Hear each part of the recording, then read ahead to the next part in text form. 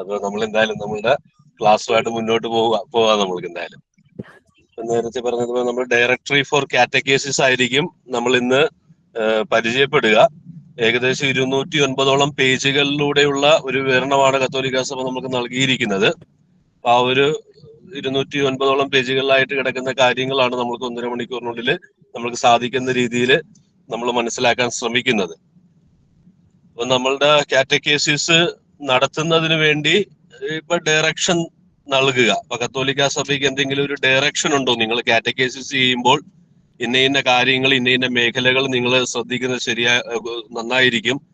ആരെയൊക്കെയാണ് നിങ്ങൾ കാറ്റഗേസിസ് ചെയ്യേണ്ടത്, ആർക്കൊക്കെ ചെയ്യാം, അവരുടെ ഉത്തരവാദിത്തങ്ങൾ എന്താണ്, ഇതിൽ ആരൊക്കെ ഉത്തരവാദിത്തപ്പെട്ടിരിക്കുന്നു, അപ്പൊ അതുപോലുള്ള കാര്യങ്ങൾ, എന്തൊക്കെ മെത്തഡോളജി നിങ്ങൾക്ക് ഉപയോഗിക്കാം, എന്തൊക്കെ പശ്ചാത്തലങ്ങൾ നിങ്ങൾ പരിഗണിക്കണം, അപ്പൊ അതുപോലുള്ള കാര്യങ്ങൾ കത്തോലിക്കാ സഭയ്ക്ക് നമ്മളുടെ എല്ലാ ഇൻഡിവിജ്വൽ സഭകളോടും, എല്ലാ പാരിഷിനോടും, എല്ലാ മെത്രാന്മാരോടും, കാറ്റഗേസിസിൽ ഏർപ്പെട്ടിരിക്കുന്ന എല്ലാ അൽമായരോടും നിർദ്ദേശിക്കാനുള്ള കാര്യങ്ങളാണ് ഡയറക്ടറി ഫോർ കാറ്റഗേസിസിൽ നമ്മൾക്കുള്ളത്. അപ്പൊ അതാണ് ആ ഡയറക്ഷൻ നൽകുക. നമുക്ക് കാറ്റഗേസിസ് നൽകുന്നതിന് ഒരു ഡയറക്ഷൻ കത്തോലിക്കാ സഭ നൽകുന്നു. അപ്പൊ അത് നമുക്ക് മനസ്സിലാക്കിയിട്ട് നമ്മളുടെ കോണ്ടസ്റ്റിനനുസരിച്ച് നമുക്ക് കാര്യങ്ങൾ ചെയ്യാവുന്നതാണ്. അപ്പൊ അതുകൊണ്ട് തന്നെ ഈ കാറ്റഗേസിസ് ഈ ഡയറക്ടറിയിൽ കത്തോലിക്ക എടുത്തു പറയുന്നുണ്ട്. അതൊരിക്കലും എല്ലാം കൂടി പരിഗണിച്ചുള്ളതല്ല. ഇത് ഓരോരുത്തരുടെ കോണ്ടസ്റ്റിനനുസരിച്ച് ഇതിന്റെ വെളിച്ചത്തിൽ നിങ്ങൾക്ക് ഇന്റഗ്രേറ്റ് ചെയ്യാൻ പറ്റുന്ന കാര്യങ്ങൾ ഇന്റഗ്രേറ്റ് ചെയ്യാൻ ശ്രമിക്കുക എന്നുള്ള രീതിയിലാണ് ഡയറക്ടർ നമ്മൾക്ക് അവതരിപ്പിച്ച് വെച്ചിരിക്കുന്നത്. നമ്മളുടെ ഇതിന്റെ ഒരു ചരിത്ര പശ്ചാത്തലം നോക്കുകയാണെങ്കിൽ ഈ ഡയറക്ടറി ഫോർ കാറ്റഗേസിസ് എന്നുള്ളത് 3ാമത്തെ ഒരു പുസ്തകമായിട്ടാണ് വന്നിരിക്കുന്നത്. അപ്പൊ അതിനു മുൻപായിട്ട് 2 ഡയറക്ടറികൾ കത്തോലിക്കാ സഭ ഓൾറെഡി നമുക്ക് നൽകിയിട്ടുണ്ട്. അപ്പൊ അത് ഈ ഡയറക്ടറിയുടെ പ്രഫേസിൽ തന്നെ അത് പറഞ്ഞു പോകുന്നുണ്ട്. അപ്പൊ അത് ആദ്യത്തെ ഒരു ഡയറക്ടറി വന്നത് മാർച്ച് 18, 1971 അപ്പൊ 1971 കത്തോലിക്കാ സഭ ആദ്യമായിട്ട് കാറ്റഗേസിസിന് വേണ്ടി ഒരു ഡയറക്ടറി ഇറക്കുന്നത്. അപ്പൊ ആ ഡയറക്ടറിയുടെ പേര് ജനറൽ കാറ്റഗറ്റിക്കൽ ഡയറക്ടറി.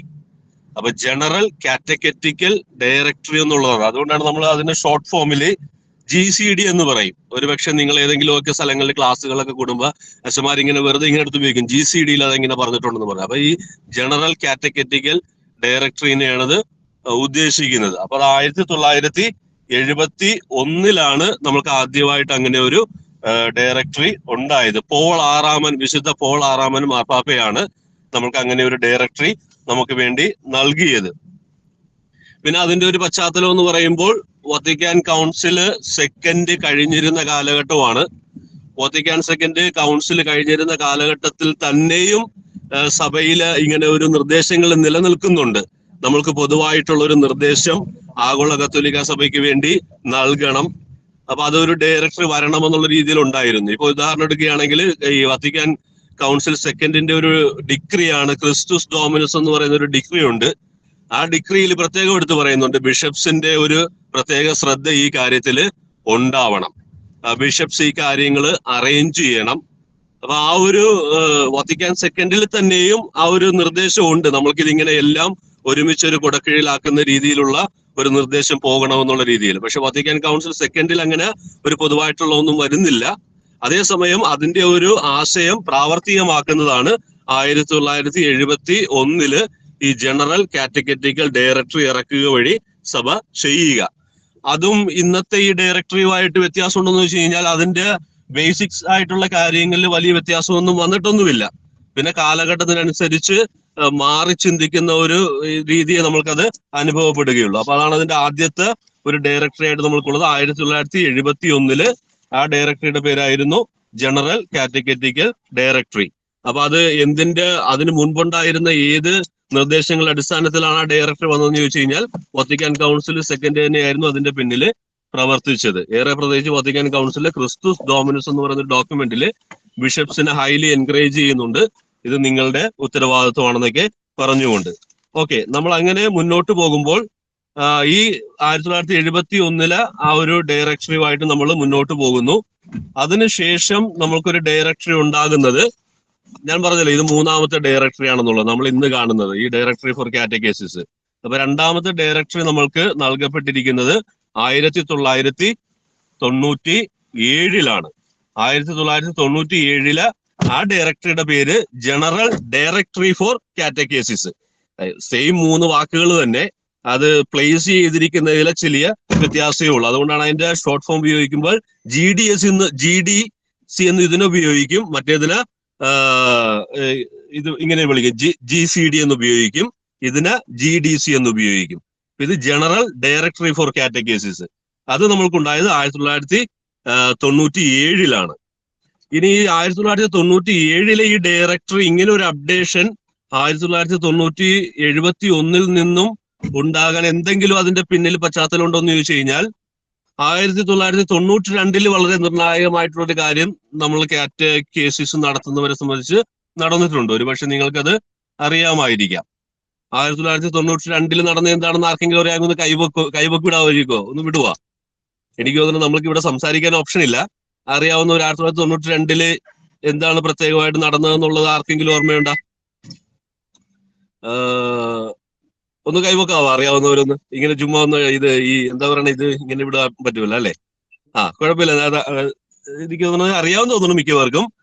അപ്പൊ ഈ 1997 71 നിന്നുള്ള ഈ ഡയറക്ടറിയുടെ അപ്ഡേഷൻ കത്തോലിക്ക സഭയിൽ വരാൻ കാരണം 1992 CCC ഇറങ്ങിയത്. CCCയുടെ ഫുൾ ഫോം നമ്മൾക്കറിയാം, കാറ്റക്കിസം ഓഫ് ദി ഇതാണ് കാത്തലിക് ചർച്ച് ആണ് CCC എന്ന് പറയുന്നത്. അപ്പൊ ആ പുസ്തകം നമ്മൾ എല്ലാവരും ഡീൽ ചെയ്യുന്ന ആ പുസ്തകം ഇറങ്ങിയത് 1992 ഒരു ഒക്ടോബർ 11 ഈ ഒക്ടോബർ 11 ഒരു പ്രത്യേകതയുണ്ട്.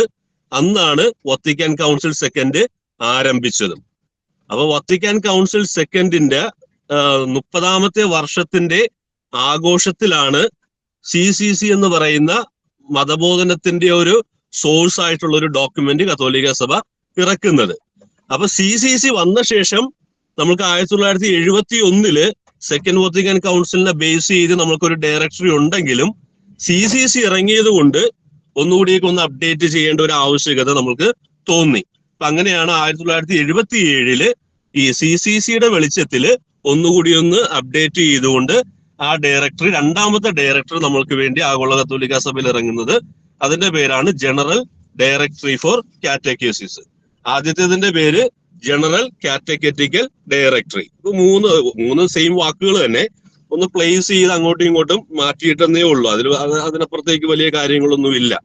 പിന്നെ ഈ പറയുന്ന GCD ആയാലും GDC ആയാലും ബേസിക് കണ്ടന്റ് റിമെയിൻസ് സെയിം. അത് ഏകദേശം ആ കണ്ടന്റ് എന്ന് പറയുന്നത് അതായിട്ട് തന്നെയാണ് റിമെയിൻ ചെയ്യുന്നത്. ഓക്കെ, ഇപ്പൊ നമ്മളുടെ ആ 2 പിന്നെയാണ് നമ്മൾ ഇന്നിപ്പോ ഈ ഡീൽ ചെയ്യുന്ന ഈ ഡയറക്ടറിയിൽ നമ്മൾ വന്നിരിക്കുന്നത്. ഈ ഡയറക്ടറിയുടെ പേരാണ് ഡയറക്ടറി ഫോർ കാറ്റക്കേസിസ്. ഈ ഡയറക്ടറി നമ്മൾക്കുണ്ടായിരിക്കുന്ന വർഷം 2020 മാർച്ച് 23 ഫ്രാൻസിസ് പാപ്പയാണ് ഇത് അപ്രൂവ് ചെയ്ത് ഇറക്കിയിരിക്കുന്നത്. ഇപ്പോഴുള്ള നമ്മളുടെ ഡയറക്ടറിയുടെ പേരാണ് ഡയറക്ടറി ഫോർ കാറ്റക്കേസിസ്. അപ്പൊ ഈ ഡയറക്ടറി ഫോർ കാറ്റക്കേസിസിലെ കാര്യങ്ങളാണ് നമ്മൾ ഇന്ന് മനസ്സിലാക്കാൻ ശ്രമിക്കുന്നത്. ഇനി ഈ ഡയറക്ടറി ഫോർ കാറ്റക്കേസിസ് ഉണ്ടാകാൻ കാരണം, നമ്മൾ ഈ കുടുംബങ്ങൾക്കൊക്കെ വേണ്ടിയിട്ടുള്ള ഒരു സിനഡൊക്കെ നടന്നിരുന്നു. നമ്മള് ഇവാങ്കലി നുൻഷ്യാന്തി എന്ന് പറയുന്ന ഒരു ഡോക്യുമെന്റ് ഒക്കെ വന്നിരുന്നു. അപ്പൊ അതിന്റെ പശ്ചാത്തലത്തിലാണ് പുതിയൊരു അപ്ഡേഷൻ വന്നിരിക്കുന്നത്, ഡയറക്ടറി ഫോർ കാറ്റക്കേസിസ് എന്നുള്ളത്. അപ്പൊ നമ്മൾ ഈ ആദ്യത്തെ ഡയറക്ടറികൾ തമ്മിൽ ഏകദേശം ഒരു 26ഓളം വർഷത്തെ വ്യത്യാസം നമ്മൾക്ക് ഗ്യാപ്പ് ഉണ്ടെങ്കിൽ ഈ മൂന്നാമത്തെ ഡയറക്ടറിയുമായിട്ട് ഏകദേശം 23 വർഷത്തോളം ഗ്യാപ്പേ നമ്മൾക്ക് ഉണ്ടായിരുന്നുള്ളൂ അത് റിലീസ് ചെയ്യുമ്പോൾ. അപ്പൊ ഈ കാലങ്ങൾ മുന്നോട്ട് പോകും തോറും നമ്മൾ ഡയറക്ടറി അപ്ഡേറ്റ് ചെയ്യുന്ന കാര്യത്തില് വർഷങ്ങൾ കുറയുന്നുണ്ട്. അതെന്തുകൊണ്ടായിരിക്കാവുന്നുള്ളത് നമ്മൾക്ക് സ്വാഭാവികമായിട്ടും മനസ്സിലാക്കാവുന്നതേ ഉള്ളൂ. ഈ കാലഘട്ടം വളരെ പെട്ടെന്ന് ചേഞ്ച് ചെയ്യുന്നു ഇന്നത്തെ കാലഘട്ടങ്ങളിൽ. അപ്പൊ കാലഘട്ടങ്ങൾ ചേഞ്ച് ചെയ്യുന്നതനുസരിച്ച് നമ്മൾ ആ ഡിറക്ഷനിൽ ഒന്നുകൂടിയൊക്കെ ഊന്നൽ നൽകേണ്ട മേഖലകൾ ഊന്നൽ നൽകി കൊടുത്തില്ലെങ്കിൽ നമ്മളെ കാറ്റഗറൈസസ് ഔട്ട്ഡേറ്റഡ് ആയി പോകും. അപ്പൊ അതുകൊണ്ടാണ് ഒരുപക്ഷെ ഈ പറയുന്ന സന്ദർഭങ്ങളിൽ ഈ കാലഘട്ടം മുന്നോട്ട് പോകും തോറും അത് അപ്ഡേറ്റ് ചെയ്യുന്ന കാര്യത്തിൽ വർഷങ്ങൾ കുറയുന്നത്. ഒരുപക്ഷെ അടുത്ത ഒരു 15 വർഷത്തിനുള്ളിലോ ഒരു 20 വർഷത്തിനുള്ളിലോ അടുത്തൊരു ഡിറക്ഷനോടുകൂടി നമുക്ക് വന്നേക്കാം. അതങ്ങനെ സംഭവിക്കുമെന്നുള്ളതാണ്. എന്തായാലും നമ്മൾക്കിപ്പോ ലേറ്റസ്റ്റ് ആയിട്ടുള്ള ഡയറക്ടറിയുടെ പേര് ഡയറക്ടറി ഫോർ കാറ്റക്കേസിസ് എന്നുള്ളതാണ്. അത് പബ്ലിഷ് ചെയ്തിരിക്കുന്നത് 2020 വർഷവും ഫ്രാൻസിസ് പാപ്പയുടെ ഭരണ സർവീസിന്റെ സമയത്താണ് നമുക്ക് ഈ ഡയറക്ടറി ലഭിച്ചിരിക്കുന്നത്. ഇനി നമ്മൾ ഇത് ആരാണ് പബ്ലിഷ് ചെയ്തത്, അതായത് എപ്പോഴും ഒരു കോൺഗ്രിഗേഷനോ, ഇപ്പൊ നമ്മൾ ഡിക്കാസ്ട്രി എന്ന് വിളിക്കും അതിനെ, കോൺഗ്രിഗേഷൻ എന്നുള്ള വാക്കൊക്കെ നമ്മൾക്ക് പോയി. ഇപ്പൊ നമ്മളിങ്ങനെ പൊന്തിഫിക്കൽ കൗൺസിൽ എന്നാണ് കുറച്ചാൾ മുമ്പ് വിളിച്ചിരുന്നത്. അപ്പൊ നമ്മളിങ്ങനെ നോക്കുമ്പോൾ ഈ 3 ഡയറക്ടറികൾ ഇറക്കിയവരാരാണെന്നുള്ളത്, സഭയുടെ ഏത് വിങ്ങാണ് അല്ലെങ്കിൽ ഏത് വിങ്ങിനെയാണ് നിങ്ങൾ പഠിച്ച് അപ്ഡേറ്റ് ചെയ്യുക, ഇറക്കുക എന്നുള്ള സഭ ഉത്തരവാദിത്വം ഏൽപ്പിച്ചത് എന്ന് നമ്മൾ അറിഞ്ഞിരിക്കുന്നതല്ല. കാര്യം ആ അറിഞ്ഞിരിപ്പിൽ തന്നെ ഇതിന്റെ ഡയറക്ഷൻ എങ്ങോട്ടാ പോകുന്നത് നമുക്ക് മനസ്സിലാകും. ഈ ഡയറക്ടറി എന്തിനെ എംഫസൈസ് ചെയ്താണ് നമുക്ക് കാറ്റഗൈസിന് നിർദ്ദേശം തരാൻ പോകുന്നതെന്ന് തന്നെയും നമുക്ക് പെട്ടെന്ന് മനസ്സിലാക്കാവുന്ന ഒരു കാര്യമാണ്. ആദ്യത്തെ 2 എണ്ണവും ഈ 71 ഇറങ്ങിയതും 97 ഇറങ്ങിയതും. അത് ഇറക്കിയത് കോൺഗ്രിഗേഷൻ ഫോർ ദ ക്ലർജിയാണ്. അപ്പൊ സഭ ആ ഡയറക്ടറി ഇറക്കാനുള്ള ഉത്തരവാദിത്വം ഏൽപ്പിച്ചത് കോൺഗ്രിഗേഷൻ ഫോർ ദ ക്ലർജി. അതായത് ക്ലർജി എന്ന് പറയുമ്പോൾ അച്ഛന്മാരും ഡീക്കന്മാരും ബിഷപ്സ് ഉൾപ്പെടുന്ന ആ ഇതിനെയാണെന്ന് നമ്മൾക്കറിയാവുന്നതാണ്. അപ്പൊ നോക്കിക്കേ, അതിന്റെ ക്ലർജിയുടെ കോൺഗ്രിഗേഷനോടാ പറഞ്ഞത് ഡയറക്ടറി ഇറക്കാൻ. അപ്പൊ അതിൽ നിന്ന് തന്നെ നമുക്ക് കിട്ടും അതിന്റെ ഫോക്കസും, അത് ഏറ്റവും കൂടുതൽ സംസാരിക്കാൻ ആഗ്രഹിക്കുന്നതും ആരോടായിരിക്കും എന്നുള്ളത്. അപ്പൊ ആ 2 ഡയറക്ടറിയിലും അതിന്റെ ഇറക്കിയ ബേസിൽ നിന്ന് തന്നെ അത് അച്ഛന്മാർക്കും ബിഷപ്സിനും ഡീക്കന്മാർക്കും ഒക്കെ ക്ലർജിയിൽ ഇരിക്കുന്നവർക്ക് വേണ്ടിയിട്ടാണ് നിർണായകമായിട്ട് ആ ഡയറക്ഷൻ വന്നിരിക്കുന്നത്. അവര് കൂടുതൽ അത് വായിക്കണമെന്നുള്ള ചിന്തയിലാണത് വന്നിരിക്കുന്നത്. അല്ലെങ്കിൽ തന്നെ നമുക്ക് ഇങ്ങനെയും വ്യാഖ്യാനിക്കാം, കാറ്റഗൈസിന് സഭ ആ 2 ഡയറക്ടർ ഇറക്കുന്ന സമയത്തും കൂടുതൽ എംഫസൈസ് ചെയ്യുന്നത് ബിഷപ്പിന്റെയൊക്കെ ഉത്തരവാദിത്വമായിട്ടും ക്ലർജിയുടെ ഉത്തരവാദിത്വമായിട്ടും ഒരുപക്ഷെ സഭ കാണുന്നുണ്ട്. അപ്പൊ അതുകൊണ്ടാണ് അവരോട് അത് പഠിച്ച് ഇറക്കാൻ പറഞ്ഞിരിക്കുന്നത്. അപ്പൊ അതുകൊണ്ടാണ് ആരിറക്കി എന്നുള്ളതിൽ നിന്ന് തന്നെ അതിന്റെ ഒരു എംഫസിസ് നമുക്ക് മനസ്സിലാകുമെന്ന് ഞാൻ ഉദ്ദേശിച്ചത്. ഇനി നമ്മൾ ഇന്ന് ഡീൽ ചെയ്യുന്ന, നമുക്ക് ഇപ്പോഴുള്ള ഈ ഡയറക്ടറി ഫോർ കാറ്റഗൈസിസ് ഇറക്കിയിരിക്കുന്നത് pontifical council for promoting new evangelisation. Congregation മാറി, സഭ ആരോട് പഠിക്കണമെന്ന് ആവശ്യപ്പെട്ട അത് മാറി. അപ്പൊ അതാരാണെന്ന് ചോദിച്ചു കഴിഞ്ഞാൽ, ഇപ്പോൾ ക്ലർജി എന്നുള്ള വാക്കേ ഇല്ല ഇതിനകത്ത് ഇപ്പൊ പറഞ്ഞിരിക്കുന്നത്. ക്ലർജി ഇൻഫാക്ട് ഇതിന്റെ കീഴിലാണ് വരുന്നത്, pontifical council for promoting new evangelisation. അപ്പൊ ഈ ഒരു പൊന്തിഫിക്കൽ കൗൺസിലാണ് ഈ പുതിയ ഡയറക്ടറി നമ്മൾക്ക് വേണ്ടി ഇറക്കിയിരിക്കുന്നത്. നോക്കിക്കുക, അപ്പൊ ന്യൂ ഇവാഞ്ചലൈസേഷൻ എന്ന് പറയുന്ന ഒരു വാക്ക് വളരെ സ്ട്രൈക്കിംഗ് ആണ്. അപ്പൊ 2020 സഭ കാറ്റഗൈസിസിനെ കുറിച്ച് ചിന്തിക്കുന്ന സമയത്ത് സഭ അച്ഛന്മാരോടും ബിഷപ്സിനോടും പഠിക്കാൻ ആവശ്യപ്പെട്ടില്ല. നിങ്ങൾ പഠിക്കണമെന്നല്ല സഭ ആവശ്യപ്പെട്ടത്. സഭ ആരോട് ആവശ്യപ്പെട്ട്? ന്യൂ ഇവാഞ്ചലൈസേഷൻ എന്ന് പറയുന്ന ഒരു കോണ്ടസ്റ്റിലാണ് ഇന്ന് ലോകം മുന്നോട്ട് പോയിക്കൊണ്ടിരിക്കുന്നത്. സഭയിൽ ഈ ഒരു കോണ്ടസ്റ്റ് ഉണ്ട്. അപ്പൊ അത് ഡീൽ ചെയ്യുന്ന പൊന്തിഫിക്കൽ കൗൺസിലിനോട് പറഞ്ഞ് കാറ്റഗൈസിസ് എന്നുള്ള വിഷയം നിങ്ങൾ ഡീൽ ചെയ്യണം. അപ്പൊ ഇതിന്റെ എംഫസിസ് ഒറ്റ വാക്കിൽ, ഈ ഡയറക്ടറി മറ്റ് ഡയറക്ടറികളിൽ നിന്ന് എന്ത് വ്യത്യാസമുണ്ടെന്ന് ഞാൻ ഒറ്റ വാക്കിൽ പറയും. ഇത് പറയാൻ ഉദ്ദേശിക്കുന്നത് ഇന്ന് സഭ നേരിടുന്ന ന്യൂ ഇവാഞ്ചലൈസേഷൻ എന്ന് പറയുന്ന കോണ്ടസ്റ്റില് എങ്ങനെ കാറ്റഗൈസിസ് ചെയ്യണം എന്നുള്ളതാണ് സഭ നമ്മളോട് പറയാനായിട്ട് ആവശ്യപ്പെടുക. പിന്നെ ആ ന്യൂ ഇവാഞ്ചലൈസേഷൻ എന്ന് പറയുമ്പോൾ ഇതിനകത്ത് കാറ്റഗൈസിസിനെ സഭ ക്ലർജിയുടെ ഉത്തരവാദിത്വമായിട്ട് മാത്രം ഒതുക്കുന്നുമില്ല. കാര്യം ഈ കോണ്ടസ്റ്റ് ഡിമാൻഡ് ചെയ്യുന്നു ബാപ്റ്റൈസ്ഡ് പേഴ്സൺസ് എല്ലാവരും കാറ്റഗൈസിസ് ചെയ്യണം. അവരെല്ലാവരും ഈ കാറ്റഗൈസിസ് ചെയ്യപ്പെടേണ്ടവരും കാറ്റഗൈസിസ് ചെയ്യേണ്ടവരുമാണ്. ഇതിനകത്ത് നിന്ന് ആർക്കും ഒഴിവുമില്ല. മെത്രാനും കാറ്റഗൈസിസ് ചെയ്യപ്പെടേണ്ട ആളുമാണ്, കാറ്റഗൈസിസ് ചെയ്യേണ്ട ആളുമാണ്. ഈ പറയുന്ന എന്താ പറയുക, നമ്മളുടെ വീട്ടിലുള്ള കുഞ്ഞുങ്ങളും കാറ്റഗൈസിസ് ചെയ്യപ്പെടേണ്ടവരുമാണ്, കാറ്റഗൈസിസ് ചെയ്യേണ്ടവരുമാണ്. അപ്പൊ അത് കാരണം ഇത് എല്ലാവരുടെയും ഉത്തരവാദിത്വമാണിത്. അപ്പൊ അതുകൊണ്ട് തന്നെ ന്യൂ ഇവാഞ്ചലൈസേഷൻ എന്ന് പറയുന്ന പൊന്തിഫിക്കൽ കൗൺസിലാണ് ഈ ഡയറക്ടറി നമ്മൾക്ക് വേണ്ടി ഇറക്കിയിരിക്കുന്നത്. അപ്പൊ അതാണ് ഇൻ ഷോർട്ട് എന്ന് പറഞ്ഞ ഒരു ബാക്ക്ഗ്രൗണ്ട് ആയിട്ട് നമ്മൾക്ക് ഈ ഡയറക്ടറിക്ക് വേണ്ടി പറയാവുന്നത്. അപ്പൊ നമ്മളിങ്ങനെ മുന്നോട്ട് പോകുമ്പോൾ ഈ ഒരു ഡയറക്ടറിക്ക് 3 പാർട്ട് ഉണ്ട് കേട്ടാ. ഒന്നാമത്തെ പാർട്ട് ഈ ഡയറക്ടറി അഡ്രസ് ചെയ്യാൻ ഉദ്ദേശിക്കുന്നത് catechesis in the church's mission of evangelisation. നോക്കുകയാണ്. അപ്പൊ ഈ കൗൺസിൽ ഇറക്കുമ്പോൾ സ്വാഭാവികമായിട്ടും ഈ ന്യൂ ഇവാഞ്ചലൈസേഷൻ എന്താണെന്ന് അറിഞ്ഞിരിക്കാതെ കാറ്റഗൈസിസ് ചെയ്യുന്നതിൽ വലിയ കാര്യമില്ല. കാര്യം അത് കാരണം ന്യൂ ഇവാഞ്ചലൈസേഷൻ എന്നുള്ള കോണ്ടസ്റ്റ് അറിഞ്ഞിരുന്നാലേ ഒരു കാറ്റക്കിസ്റ്റിന് കാറ്റക്കേസിസ് ഇഫക്റ്റീവ് ആക്കാൻ പറ്റുള്ളൂ. സഭ സ്വയം മനസ്സിലാക്കുന്നു ഇതൊരു ന്യൂ ഇവാഞ്ചലൈസേഷൻ ഫേസിലൂടെയാണ് സഭ കടന്നുപോയിക്കൊണ്ടിരിക്കുന്നത്. അപ്പൊ അത് കാരണം ഈ കാറ്റക്കേസിസ് ചെയ്യുന്ന എല്ലാവരും, മെത്രാൻ ഉൾപ്പെടെ, അച്ഛൻ ഉൾപ്പെടെ, ഡീക്കൻ ഉൾപ്പെടെ, അൽമായർ ഉൾപ്പെടെ ഈ ന്യൂ ഇവാഞ്ചലൈസേഷൻ എന്താണെന്ന് അറിയണം. അതറിഞ്ഞാലേ കാറ്റക്കേസിസ് ഇഫക്റ്റീവ് ആക്കാൻ പറ്റുള്ളൂ. അതുകൊണ്ടാണ് അപ്പൊ ആദ്യത്തെ പാർട്ടില് അത് ഡീൽ ചെയ്യുന്നത്, ഈ ഡയറക്ടർ ഡീൽ ചെയ്യുന്നത് എന്താണ് ഈ ന്യൂ ഇവാഞ്ചലൈസേഷൻ എന്നുള്ളത് കൊണ്ട് സഭ ഉദ്ദേശിക്കുന്നത് എന്നുള്ളതാണ്. അപ്പൊ catechesis in the church's mission of evangelisation. സഭയുടെ ആ ഒരു ഇവാഞ്ചലൈസേഷൻ മിഷനില് എന്ത് റോളാണ് കാറ്റക്കേസിസിന് ഉള്ളത്. രണ്ടാമത്തെ പാർട്ടിലേക്ക് വരുമ്പോൾ ദ പ്രോസസ് ഓഫ് കാറ്റക്കേസിസ്. ഈ കാറ്റക്കേസിസ് എന്ന് പറയുന്ന ഈ പ്രോസസ് എന്നുകൊണ്ട് എന്താണ് സഭ ഉദ്ദേശിക്കുന്നത്. മൂന്നാമത്തെ പാർട്ടില് catechesis in the particular churches. നമ്മൾക്ക് ഇൻഡിവിജ്വൽ ചർച്ചസ് ഉണ്ട്, അപ്പൊ അതെല്ലാം സഭ പരിഗണിക്കുന്നുണ്ട്. അപ്പൊ ആ കാറ്റക്കേസിസ് പെർട്ടിക്കുലർ ചർച്ചസിൽ എങ്ങനെ നടക്കുന്നു എന്നുള്ളതാണ് സഭ ഇതിൽ അഡ്രസ് ചെയ്യാൻ ശ്രമിക്കുന്നത് കേട്ടോ. അപ്പൊ അങ്ങനെ 3 പാർട്ടാണുള്ളത്. ഒരിക്കൽ കൂടി പറയുന്നു. ഒന്നാമത്തെ പാർട്ട് ഈ catechesis in the context of this mission of ഇവാഞ്ചലൈസേഷന്റെ സഭയുടേത്. രണ്ടാമത്തെ പാർട്ടില് ദ പ്രോസസ് ഓഫ് കാറ്റക്കേസിസും, മൂന്നാമത്തെ പാർട്ടില് കാറ്റക്കേസിസ് ഇൻ ദ പെർട്ടിക്കുലർ ചർച്ചസും. അപ്പൊ അങ്ങനെ 3 പാർട്ട് നമ്മൾക്കുണ്ട്.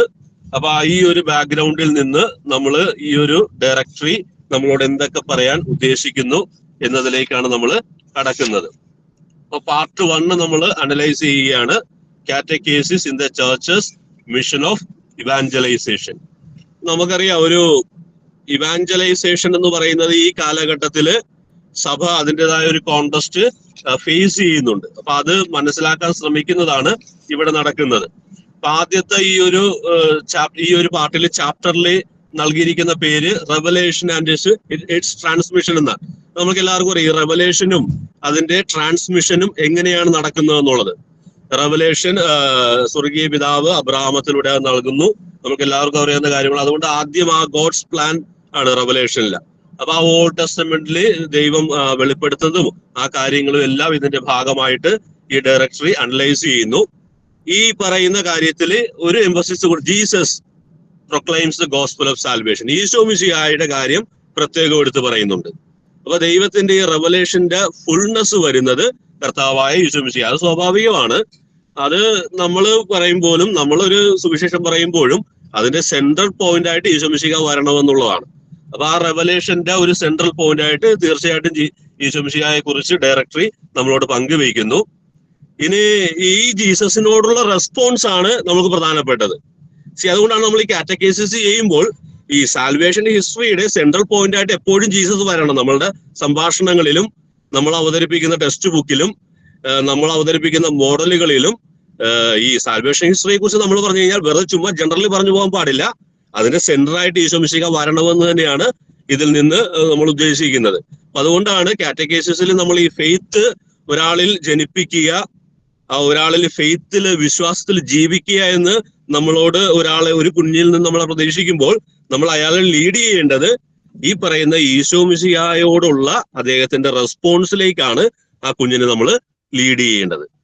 അതുമാണ് ഇവിടെയും ജനറൽ ആയിട്ട് പറയുന്നൊന്നുമില്ല, സാൽവേഷൻ ഹിസ്റ്ററി ജനറൽ ആയിട്ടൊന്നുമല്ല പറയുന്നത്. അപ്പൊ കുഞ്ഞ് കാറ്റക്കേസ് ചെയ്യപ്പെടുകയാണെങ്കിൽ തീർച്ചയായിട്ടും ഈശോ മിശിഹാ എന്ന് പറയുന്ന ആ വ്യക്തിയിലേക്ക് അവൻ ലീഡ് ചെയ്യപ്പെട്ടിരിക്കുന്നു. അപ്പൊ ഈശോ മിശിഹായുടെ ആ ഒരു പ്രത്യേക പ്ലേസ് എടുത്തു പറയുകയാണ്. നമ്മൾ ഈ വിശ്വാസം എന്ന് പറയുന്നതും ഈശോ മിശിഹായോടുള്ള റെസ്പോൺസ് ആണെന്നുള്ളത് പ്രത്യേകം എടുത്തു പറയുന്നു. ഇനി ഒരു കാര്യം ശ്രദ്ധിക്കേണ്ടത്, നമ്മൾ ഈ ട്രാൻസ്മിഷനില് നമ്മൾ സാൽവേഷൻ ഹിസ്റ്ററിയെ കുറിച്ച് പറയുന്നു, അതിൽ ഈശോ മിശിഹായുടെ ആ സെൻട്രാലിറ്റിയെ കുറിച്ച് പറയുന്നു. ഡയറക്ടർ പ്രത്യേകം എടുത്തു പറയുന്ന ഒരു കാര്യം, അടുത്തത് നമ്മൾ ആദ്യത്തെ ഒരു പാർട്ടില് ഒന്നാമത്തെ ചാപ്റ്റർ മാത്രമാണ് കേട്ടോ ഇത്. ഇപ്പൊ സമയം 8:24. Okay, church. ഇത് വളരെ നിർണായകമാണ്. നമ്മൾ കാറ്റക്കേസിസിൽ ഏർപ്പെടുന്ന എല്ലാവരും ഇത് ഓർത്തുകൊള്ളണം. ഡയറക്ടറി മാത്രമല്ല, ഇത് സഭയുടെ മിക്ക ഡോക്യുമെന്റുകളും നമ്മളെ ശ്രദ്ധയിൽ നിന്ന് പോകരുതെന്നുള്ള രീതിയിൽ പറയുന്ന കാര്യങ്ങളാണ്. അതുകൊണ്ടാണ് ലൂമൻ ജെൻസിയോ എന്ന് പറയുന്ന ഒരു ഡോക്യുമെന്റ് തന്നെ നമുക്ക് വത്തിക്കാൻ സെക്കൻഡിലുണ്ട്. ഈ ഡയറക്ടറിയും പറയുകയാണ്, അതായത് സാൽവേഷൻ ഹിസ്റ്ററിയിൽ പിതാവിന്റെയും പുത്രന്റെയും പരിശുദ്ധാത്മാവിന്റെയും റോളിന് ശേഷം ഡയറക്ടറി അടുത്ത് അഡ്രസ് ചെയ്യുന്നത് the transmission of revelation in the faith of the church. ഇത് ഈ സഭയിലൂടെയാണ് ഈ ട്രാൻസ്മിഷൻ നടക്കേണ്ടത്. അത് നമ്മൾ മനസ്സിൽ കുറിച്ചിട്ടുള്ളത്. അപ്പൊ അതുകൊണ്ട് ഈ റവലേഷൻ നൽകപ്പെട്ടിരിക്കുന്നതും ആ ഡെപ്പോസിറ്റ് ഉള്ളതും സഭയിലാണ്, കത്തോലിക്ക സഭയിലാണത്. ഈ സഭയിലൂടെയാണ് ഈ ട്രാൻസ്മിഷൻ നടക്കേണ്ടത്. അപ്പൊ അതുകൊണ്ട് തന്നെ ഈ സഭയോട് കാറ്റക്കിസ്റ്റ് ചേർന്ന് നിന്നിരിക്കണം. കാറ്റക്കിസ്റ്റിന്റെ തിങ്കിങ് പാറ്റേണിൽ സഭ പുറത്തു പോകാൻ പാടില്ല. നമുക്ക് ചില സമയത്ത് ഒരു ആന്റി ക്ലറിക്കൽ മെന്റാലിറ്റി വരാറുണ്ട് ചില സമയങ്ങളിൽ. ഈ കാറ്റക്കേസിസ് ചെയ്യുന്നവർ തന്നെ അവസാനം സഭയ്ക്കെതിരെ നിൽക്കുന്ന ഒരു മൈൻഡ് വരും. ഈ പറയുന്ന അച്ഛന്മാർക്കോ അത് ഡീൽ ചെയ്യുന്നവർക്ക് എന്തെങ്കിലും പ്രശ്നം ഉണ്ടാകാം, അത് നമ്മൾ പുറത്തിടണം. പക്ഷെ ഈ സഭ എന്ന് പറയുന്നത് it's A mystical body of Christ. അതുകൊണ്ട് ഈ കാറ്റക്കേസിസ് ചെയ്യുന്നയാൾ ഒരു കാരണവശാലും സഭയോട് വിചാരത്താലോ വാക്കിലോ ഒന്നിലും ഒരു എതിർപ്പിൽ നിന്ന് ഇത് ചെയ്യാൻ നമുക്ക് പറ്റൂല. അങ്ങനെ ചെയ്തു കഴിഞ്ഞാൽ ഇത് ബുദ്ധിമുട്ടിലുമാകും നമ്മൾ. അപ്പൊ അത് കാരണം ഈ ഡെപ്പോസിറ്റ് ഓഫ് ഫെയ്ത്ത് ഉള്ളത് സഭയിലുമാണ്. സഭയിൽ നമ്മൾ ഇത് എന്താ പറയുക, അതിന് ആരെങ്കിലും ഒക്കെ ഇതെന്താ അത് നമ്മൾ തിരുത്തണം, അത് നടക്കേണ്ട കാര്യം. പക്ഷെ കാറ്റക്കിസ്റ്റ് എന്ന രീതിയിൽ സഭയിലൂടെ സഭയോട് ചേർന്ന് നിന്ന് വേണം, സഭയുടെ മൈൻഡ് മനസ്സിലാക്കി വേണം നമ്മൾ മുന്നോട്ട് പോകാനായിട്ട്. അപ്പൊ there is a very special role for the church. അപ്പൊ ഈ ഇവാഞ്ചലൈസേഷൻ അല്ലെങ്കിൽ ട്രാൻസ്മിഷനിൽ സഭ എന്ന് പറയുന്നത് വളരെ നിർണായകമാണ്. ഈ സഭയിലാണ് ഏതൊക്കെയുള്ളത്? സീക്രട്ട് ട്രഡീഷനും ഉള്ളത്, സീക്രട്ട് സ്ക്രിപ്ചറും ഉള്ളത്. അപ്പൊ ഈ സഭയിൽ സീക്രട്ട് ട്രഡീഷനും ഉണ്ട്, സീക്രട്ട് സ്ക്രിപ്ചറും ഉണ്ട്. അപ്പൊ അതിന്റെ കോണ്ടസ്റ്റിൽ നിന്ന് വേണം നമ്മൾ ഈ ഇവാഞ്ചലൈസേഷൻ മുന്നോട്ട് കൊണ്ടുപോകാനായിട്ട്. ഇനി ഈ ദ പ്രോസസ് ഓഫ് ഇവാഞ്ചലൈസേഷൻ, ഈ പ്രോസസ് ഓഫ് ഇവാഞ്ചലൈസേഷൻ എന്നുള്ളത് എന്താണ് സഭ ഉദ്ദേശിക്കുന്നത് എന്നുള്ളതാണ്. അതിനകത്തൊരു ഡെഫിനിഷൻ നൽകിയിട്ടുണ്ട്, ഞാനത് വായിക്കാം. നല്ലൊരു ഡെഫിനിഷൻ ആണത്. Evangelisation is an ecclesial process inspired and supported by the Holy Spirit, through which the gospel is proclaimed and spread throughout the world. നോക്കിയേ, സഭ ഇവാഞ്ചലൈസേഷൻ എന്ന് പറയുന്ന പ്രോസസ്സിനെ ഡിഫൈൻ ചെയ്യുന്നത് ഇറ്റ്സ് ആൻ എക്ലേസിയൽ പ്രോസസ്. നോക്കി, ഇതൊരാളുടെ പ്രോസസ് ഒന്നുമല്ല. Ecclesial process എന്ന് പറഞ്ഞു കഴിഞ്ഞാൽ ഇതൊരു സഭാത്മക പ്രോസസ്സാണ്. അപ്പൊ അത് കാരണം നമുക്ക് തോന്നുന്ന ചിന്താഗതിയിൽ നിന്നുകൊണ്ടും നമുക്ക് തോന്നുന്ന ആശയങ്ങളിൽ നിന്നുകൊണ്ടും നമ്മൾക്ക് ഒറ്റയന്മാരായിട്ട് നിന്നുകൊണ്ടും ഈ പ്രോസസ്സിൽ നമ്മൾക്ക് മുന്നോട്ട് പോകാൻ പറ്റത്തില്ല. അപ്പൊ ഇവാഞ്ചലൈസേഷൻ എന്ന് പറയുന്ന പ്രോസസ് നമ്മൾ ഇറ്റ്സ് ആൻ എക്ലേസിയൽ പ്രോസസ്, ഒരു സിമ്പിൾ പ്രോസസ് അല്ല, ecclesial process inspired and supported by the holy spirit, through which the gospel is proclaimed and spread throughout the world. അപ്പൊ അങ്ങനെയാണ് ഇവാഞ്ചലൈസേഷൻ എന്ന് പറയുന്ന ആ ഒരു പ്രോസസ്സിനെ സഭ കാണുന്നത്. ഇനി ഈ ഇവാഞ്ചലൈസേഷനെ കുറിച്ച് എന്തുകൊണ്ടാണ് നമ്മൾ ഈ പറഞ്ഞുകൊണ്ടിരിക്കണമെന്ന് ചോദിച്ചു കഴിഞ്ഞാലുണ്ടല്ലോ, എന്തിനാ ഈ സമയത്ത് ഇത് ഇല്ലെങ്കിൽ ഡയറക്ടർ വേണമെന്ന് ചോദിച്ചു കഴിഞ്ഞാൽ ഇതാണ് കോണ്ടസ്റ്റിങ്. സഭ നമ്മളോട് പറയാൻ ശ്രമിക്കുകയാണ്, ഇന്നത്തെ ഈ ലോകത്തിലെ കോണ്ടസ്റ്റ് ഇതാണ്. ഈ ഇവാഞ്ചലൈസേഷൻ എന്ന് പറയുന്ന സാധനം എന്തൊക്കെ രീതിയിൽ അത് നിലനിൽക്കുന്നുണ്ട്, അതെന്താണ് നമ്മൾ ഉദ്ദേശിക്കുന്നത്, ഇത് നമ്മൾ മനസ്സിലാക്കാതെ നമ്മൾക്ക് കാറ്റക്കേസിസ് ചെയ്യാൻ പറ്റത്തില്ല. അപ്പൊ അതുകൊണ്ടാണ് ആദ്യമേ തന്നെ ഈ ഇവാഞ്ചലൈസേഷൻ എന്താണെന്ന് ഈ ഡയറക്ടറിയിലൂടെ നമ്മളോട് പറയാൻ ശ്രമിച്ചുകൊണ്ടിരിക്കുന്നത്. കാരണം നിങ്ങൾ ഇവാഞ്ചലൈസേഷൻ എന്നുകൊണ്ട് സഭ എന്താണ് ഉദ്ദേശിക്കുന്നതെന്ന് നിങ്ങൾക്ക് മനസ്സിലായാലേ നമ്മൾ ഉദ്ദേശിക്കുന്ന കാര്യം ഓരോരുത്തർക്കും ചെയ്യാൻ പറ്റൂ എന്നുള്ള മൈൻഡിൽ നിന്നുകൊണ്ടാണ് ഈ ഇവാഞ്ചലൈസേഷനെ കുറിച്ച് പറയുന്നത് കേട്ടോ. അപ്പൊ അത് നമ്മൾ ശ്രദ്ധിച്ചിരിക്കണം. കാര്യം എന്ന് വെച്ച് കഴിഞ്ഞാൽ മറ്റ് രണ്ട് ഡയറക്ടറി കോൺഗ്രിഗേഷൻ ഫോർ ദ ക്ലർജിയിൽ നിന്ന് ഈ പൊന്തിഫിക്കൽ കൗൺസിൽ ഫോർ ന്യൂ ഇവാഞ്ചലൈസേഷനിലേക്ക് തന്നെ അതിന്റെ ഉത്തരവാദിത്തം അതിലേക്ക് ഷിഫ്റ്റ് ചെയ്യാൻ തന്നെ കാരണം ഇപ്പോഴത്തെ കോണ്ടസ്റ്റ് ഈ ന്യൂ ഇവാഞ്ചലൈസേഷൻ എന്ന് പറയുന്ന കോണ്ടസ്റ്റ് ആണെന്ന് കണ്ടുകൊണ്ട് തന്നെയാണ്. അതുകൊണ്ടാണ് അതിനെ എംഫസൈസ് ചെയ്ത് ആദ്യ ചാപ്റ്ററിൽ തന്നെ നമ്മളോട് പറയുന്നതും നമ്മളെ പരിചയപ്പെടുത്താൻ ശ്രമിക്കുന്നതും. അപ്പോ ഈ ഇവാഞ്ചലൈസേഷനിൽ അതിന്റെ പല പ്രോസസ്സ് പറയുന്നുണ്ട്. അതിനൊരു മിഷണറി ആക്ടിവിറ്റി ആണെന്ന് പറയുന്നു. അപ്പൊ അതെന്ന് വെച്ചാൽ വിറ്റ്നസ് ആണ് ഉദ്ദേശിക്കുന്നത്. നമ്മളതൊരു സാക്ഷികളാകുക. ഇവാഞ്ചലൈസേഷൻ പ്രോസസ്സിൽ പ്രഥമമായിട്ടും ഒരു സാക്ഷികളാകുക എന്നുള്ളത് കൊണ്ട് ഉദ്ദേശിക്കുന്നുണ്ട്. പിന്നെ ഈ ഇവാഞ്ചലൈസേഷനിലൂടെ നമ്മൾ ചെയ്യാൻ ഉദ്ദേശിക്കുന്ന മറ്റൊരു കാര്യം to stimulate an initial turn toward faith and conversion.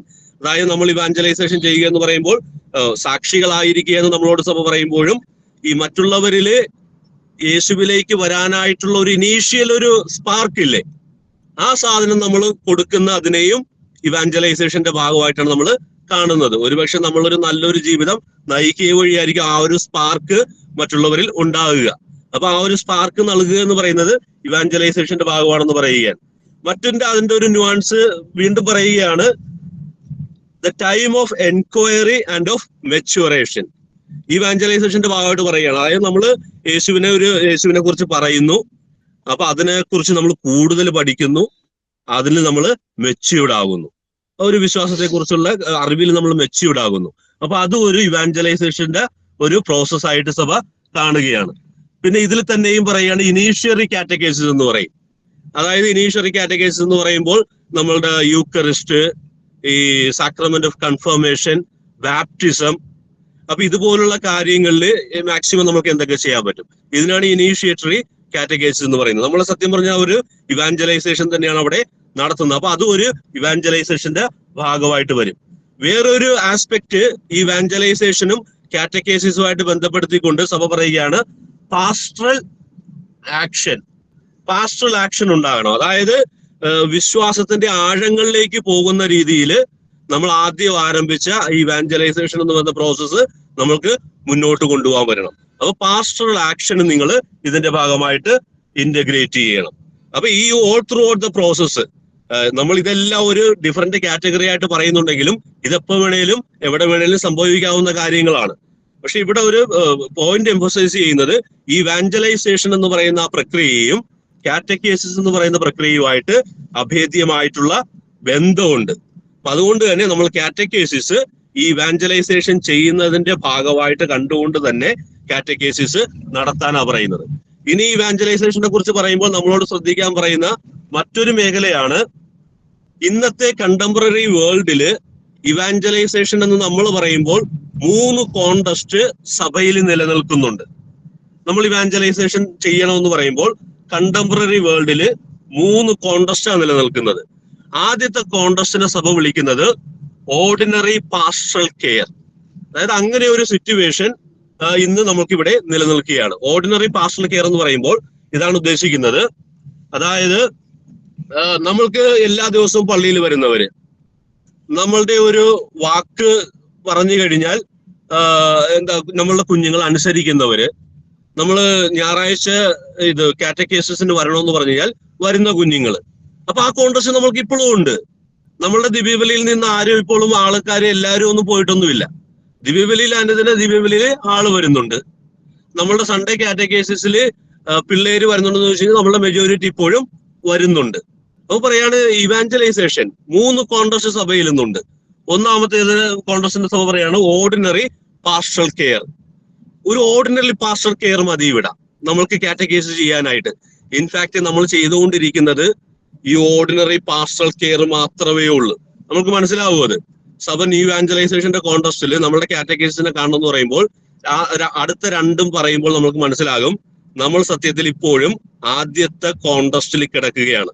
പക്ഷെ ഈ ഡയറക്ടറിയിൽ സഭ പറയുകയാണ് കോൺട്രസ്റ്റ് മാറി, മെത്തേഡുകൾ മാറ്റിയേ പറ്റൂ, ഈ സാഹചര്യം മനസ്സിലാക്കി രീതികൾ മാറ്റിയേ പറ്റൂ.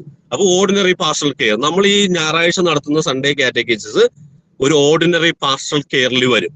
കാര്യം എന്താണെന്ന് വെച്ച് കഴിഞ്ഞാൽ അവര് വരുന്ന കുട്ടികളാണ് എല്ലാ ഞായറാഴ്ചകളിലും. അവര് വരും, നമ്മൾക്ക് നോർമലായിട്ട് കാര്യങ്ങൾ ചെയ്തു പോകാം. അപ്പൊ അത് അങ്ങനെ ഒരു സാഹചര്യം എന്തായാലും കത്തോലിക്ക സഭയിൽ ഉണ്ട് എന്ന് കരുതി അവരുടെ കാറ്റഗൈസിസ് നിർത്തിക്കളണമെന്നാണ് പറഞ്ഞത്. അല്ല, അതൊരു കോൺട്രസ്റ്റ് ആണത്. അപ്പൊ അവന് കൊടുക്കേണ്ടത് കൊടുക്കണം. അപ്പൊ 1.5 മണിക്കൂർ ഇപ്പൊ നമ്മൾ കേരളത്തിൽ ചെലവഴിക്കുന്നുണ്ടെങ്കിൽ നിർത്തിക്കളയാൻ പാടില്ല. കൃത്യമായിട്ട് അത് മുന്നോട്ട് കൊണ്ടുപോകണമെന്ന് തന്നെയാണ് അതിന്റെ ഭാഗമായിട്ട് പറയുന്നത്. അപ്പൊ ഓക്കെ, ഇനി രണ്ടാമത്തെ കോൺട്രസ്റ്റ് ആണ്. രണ്ടാമത്തെ കോൺട്രസ്റ്റ് എന്ന് പറയുന്നത് ഈ ബാപ്റ്റൈസ്ഡ് പേഴ്സൺസ് എന്ന് പറയുന്നത് അവര് എന്താ പറയുക, ഈ ബാപ്റ്റിസത്തിന് അനുയോജ്യമായിട്ടുള്ള ഒരു ജീവിതം നയിക്കുന്നില്ല. ഇത് വളരെ നിർണായകമായിട്ടുള്ള ഒരു കോൺട്രസ്റ്റ് ആണ് ബാപ്റ്റിസ്റ്റ്. അപ്പൊ രണ്ടാമത്തെ കോൺട്രസ്റ്റ് ആണ് കേട്ടോ. സഭ പറയുകയാണേ, നമ്മളുടെ ഇപ്പോൾ സഭയില് ഈ ഓർഡിനറി പാസ്റ്ററൽ കെയർ മാത്രമല്ല, അതായത് ബാപ്റ്റിസം സ്വീകരിച്ച കുറെ ആൾക്കാരുണ്ട്, അവര് കുറെ പേര് പള്ളിയിലേ വരുന്നില്ല. ആ കോൺട്രസ്റ്റിനെ നിങ്ങൾ എങ്ങനെ അഡ്രസ് ചെയ്യും? അവ പറയുകയാണ്, നിങ്ങൾ കാറ്റഗൈസിസ് ചെയ്യുമ്പോൾ ഈ ന്യൂ ഇവാഞ്ചലൈസേഷൻ എന്നുകൊണ്ട് ഉദ്ദേശിക്കുന്ന സഭയുടെ രണ്ടാമത്തെ കാറ്റഗറിയെ നമ്മൾ അഡ്രസ് ചെയ്യുന്നുണ്ടോ? അപ്പൊ നമ്മൾക്ക്, ഞാനിപ്പോഴേ പറയുകയാണ്, നമുക്ക് ക്രിട്ടിക്കലി ചോദിക്കാവുന്ന ഒരു ചോദ്യമാണ്. ഒരു ഉദാഹരണം എടുക്കുകയാണെങ്കിൽ നമ്മളുടെ യൂത്തിന്റെ 80% ഔട്ട്സൈഡ് ദ ചർച്ചാണ്. അതേസമയം നമ്മൾ കാറ്റക്കേസിന് വേണ്ടി കുറെ സമയവും സ്പെൻഡ് ചെയ്യുന്നുണ്ട്.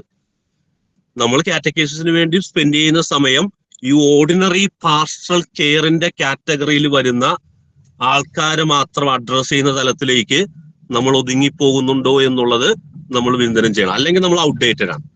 സഭയുടെ ഡയറക്ടറിക്ക് അനുസരിച്ച് നമ്മളുടെ കാറ്റക്കേസിസ് അപ്ഡേറ്റഡ് ആയിട്ടില്ല. കാര്യം ഡയറക്ടറിയിൽ പറയുകയാണ് ന്യൂ ഇവാഞ്ചലൈസേഷൻ ആണ് കോണ്ടസ്റ്റ്. ന്യൂ ഇവാഞ്ചലൈസേഷനിൽ ഓർഡിനറി പാസ്റ്ററൽ കെയർ കോണ്ടസ്റ്റ് ഉണ്ട്. പക്ഷേ വേറൊരു കോണ്ടസ്റ്റ് ഉണ്ട്. അതാണ് ഈ പറയുന്ന ബാപ്റ്റൈസ്ഡ് ആയതിന്റെ ഒരു ഗുണവും കാണിക്കുന്നില്ല. അപ്പൊ നമ്മൾ അഡ്രസ് ചെയ്യണോ അത്. നമുക്ക് കാറ്റക്കേസിസിൽ നമ്മൾക്കൊന്ന് ക്രിട്ടിക്കലി ഇവാലുവേഷൻ നടത്താൻ പറ്റുന്ന ഒരു മേഖല, നമ്മൾ എന്ത് ചെയ്യുന്നു ഈ കാറ്റഗറിയിലുള്ള ആൾക്കാരോട്. നമ്മൾക്കിത് ഡിനൈ ചെയ്യാൻ പറ്റത്തില്ല. നമ്മളുടെ പള്ളിയിൽ ഇങ്ങനെ ഒരു സിറ്റുവേഷൻ ഇല്ല എന്ന് നമുക്ക് പറയാൻ പറ്റത്തില്ല. ഇത് യൂറോപ്യൻ ചർച്ചിന്റെയും ഇത് വത്തിക്കാന്റെയും കോണ്ടസ്റ്റ് മാത്രമാണെന്ന് നമുക്ക് പറയാൻ പറ്റത്തില്ല. നമ്മളുടെ പള്ളികളും ഫേസ് ചെയ്തിട്ടിരിക്കുന്നത് ഇന്ത്യൻ ചർച്ചും ഏഷ്യൻ ചർച്ചും ആഫ്രിക്കൻ ചർച്ചും ഒരു പക്ഷെ ഫേസ് ചെയ്യുന്നുണ്ടാകത്തില്ല. കുറച്ച് കഴിയുമ്പോൾ മിക്കവാറും ഫേസ് ചെയ്യും. എന്തായാലും ഈ ഡയറക്ടർ ഈ പറയുന്ന കാര്യത്തിൽ നമ്മൾക്കും അപ്ഡേറ്റഡ് ആണ്. അപ്പൊ നമ്മൾക്കത് എന്ത് ചെയ്യാൻ പറ്റും ഈ പറയുന്ന കോണ്ടസ്റ്റിൽ. അപ്പൊ ന്യൂ ഇവാഞ്ചലൈസേഷൻ എന്നുകൊണ്ട് സഭ ഉദ്ദേശിക്കുമ്പോൾ പറയുകയാണ് ഈ പറയുന്ന ബാപ്റ്റൈസ്ഡ് ആയ ആൾക്കാർ പുറത്തു നിൽക്കുന്നു, നമ്മൾ എന്ത് ചെയ്യുന്നു. മറ്റൊരു കാറ്റഗറിയാണ് നമ്മൾ ഈ സാധാരണ ഈ മിഷൻ കാറ്റഗറി. അതായത് ഇപ്പോഴും ക്രിസ്തുവിനെ അറിയാത്തവരുണ്ട്. എനിക്ക് തോന്നുന്നു നമ്മളിപ്പോ ഇവിടെ ഈ ഒരു ക്ലാസ്സിലായിരിക്കുന്നവർക്ക് ഇതത്ര വലിയ കൺസേൺ ആയിട്ട് വരുമെന്ന് എനിക്ക് തോന്നുന്നില്ല. പക്ഷെ എങ്കിലും ഞാൻ നേരത്തെ അന്നത്തെ ക്ലാസ്സിൽ സൂചിപ്പിച്ചതുപോലെ ഈ മിഷന് പോകുന്നവരൊക്കെ ഉണ്ട്. അതേസമയം ഇന്ത്യൻ കോൺടസ്റ്റിൽ നമുക്ക് ചെയ്യാവുന്നത് കുറെ കാര്യങ്ങളുണ്ട് കേട്ടോ. അപ്പൊ മൂന്നാമത്തെ കോൺടസ്റ്റ് സഭ പറയുകയാണ് ന്യൂ ഇവാഞ്ചലൈസേഷനിൽ ഇപ്പോഴും ക്രിസ്തുവിനെ അറിയാത്തവരുണ്ട്, വ്യക്തത ഇല്ലാത്തവരുണ്ട്. അപ്പൊ നമ്മൾ കാറ്റഗൈസ് ചെയ്യുമ്പോൾ എത്രമാത്രം ആ ഒരു ഇത് ഇനി വേറൊരു കോൺടസ്റ്റ് നമ്മൾക്ക് ഇത് അവതരിപ്പിക്കാൻ പറ്റുന്നത് അറിയാവോ? നമ്മളുടെ ഈ കുഞ്ഞുങ്ങൾ സ്കൂളുകളിലൊക്കെ പോയിട്ട് ക്രിസ്തുവിനെ കുറിച്ച് പറയുന്നുണ്ടോ, ക്രിസ്തുവിന് വേണ്ടി നിൽക്കുന്നുണ്ടോ എന്നുള്ളത് വളരെ സംശയം ജനിപ്പിക്കുന്ന കാര്യങ്ങളാണ്. ആ അർത്ഥത്തിൽ നമ്മളുടെ കാറ്റഗൈസിസ് ഇഫക്റ്റീവ് ആവുന്നുണ്ടോ എന്ന് നോക്കാനായിട്ട് ഈ മൂന്നാമത്തെ കോൺടസ്റ്റ് പോയിരിക്കും എപ്പോഴും. അതായത് ക്രിസ്തുവിനെ കുറിച്ച് അറിയാത്തൊരു കോൺടസ്റ്റ് ഉണ്ടെന്ന് പറയുന്നു. അപ്പൊ വ്യക്തതയില്ലാത്തവരുടെ മുമ്പിൽ നമ്മളുടെ കുഞ്ഞുങ്ങൾ പതറിപ്പോകുന്നുണ്ടോ, നമ്മൾ ഈ ഓർഡിനറി പാസ്റ്ററൽ കെയറിൽ കൊടുക്കുന്ന സാധനങ്ങൾ ഈ മൂന്നാമത്തെ കോൺടസ്റ്റിൽ ജീവിക്കാനായിട്ട് ഇവരെ സഹായിക്കുന്നുണ്ടോ എന്നുള്ളത് വളരെ നിർണായകമാണ്. ഓക്കെ, ഇവാഞ്ചലൈസേഷൻ എന്നുകൊണ്ട് സഭ ഉദ്ദേശിക്കുന്നത് എന്താണെന്ന് മനസ്സിലായാലോ. അപ്പൊ ഈ കോൺടസ്റ്റ് മനസ്സിലാക്കിയിരുന്ന് വേണം കാറ്റഗൈസ് ചെയ്യാനും സഭ നമ്മളോട് പറയുകയാണ്. നമ്മൾ ഈ ഓർഡിനറി പാസ്റ്ററൽ കെയർ എന്ന് പറയുന്ന സഭ ഉദ്ദേശിക്കുന്ന ഇവാഞ്ചലൈസേഷന്റെ കോൺടസ്റ്റിന് മാത്രം അഡ്രസ് ചെയ്ത് പോയി കഴിഞ്ഞാൽ നമ്മളൊരു മെജോറിറ്റിയെ ലെഫ്റ്റ് ഔട്ട് ചെയ്യുകയാണ്. അപ്പൊ ആ ഒരു അവസ്ഥ നമുക്ക് വരരുത്. ഈ 3 ഫേസും അനലൈസ് ചെയ്യണം. ഓർഡിനറി പാസ്റ്ററൽ കെയർ കൃത്യമായിട്ട് കൊടുക്കണം, നമ്മളത് കൊടുക്കുന്നുണ്ട്, അത് ശക്തമായിട്ട് മുന്നോട്ട് പോകട്ടെ. നമ്മളുടെ ഡെയിലി എല്ലാ ഞായറാഴ്ചയും വരുന്ന കുട്ടികൾക്ക് നമ്മൾ കൊടുത്തുകൊണ്ടിരിക്കുന്നതും എല്ലാ ദിവസവും പരിശുദ്ധ കുർബാനയ്ക്ക് വരുന്ന മനുഷ്യർക്ക് നമ്മൾ കൊടുത്തുകൊണ്ടിരിക്കുന്ന ഓർഡിനറി പാസ്റ്ററൽ കെയറിന്റെ കീഴിൽ വരുന്നതാണ്. അവരെപ്പോഴും നമ്മളുടെ കൂട്ടത്തിൽ ഉണ്ടാകും. നമ്മൾ അവരെ അഡ്രസ് ചെയ്തുകൊണ്ടിരിക്കണം. ഈ രണ്ടാമത്തെയും മൂന്നാമത്തേന്റെ പിന്നാലെ ഓടി ആദ്യത്തേത് കോംപ്രമൈസ് ചെയ്യാനും പാടില്ല. ഈ 3 കോൺടസ്റ്റിനെയും സഭ ഈക്വൽ ഇമ്പോർട്ടൻസ് നൽകിയാണ് അവതരിപ്പിക്കുന്നത്. അതേസമയം സഭ നമ്മളോട് പറയുകയാണ് ഒരു പക്ഷേ നമ്മളുടെ ശ്രദ്ധ പതിയാൻ സാധ്യതയില്ലാത്ത 2 കാര്യങ്ങളുണ്ട്, അത് ശ്രദ്ധിക്കണം. ഒന്ന്, ജ്ഞാനസ്നാനം സ്വീകരിച്ചവൻ തന്നെയും പള്ളിയുടെ അകത്തല്ല, അവൻ പുറത്താണ്.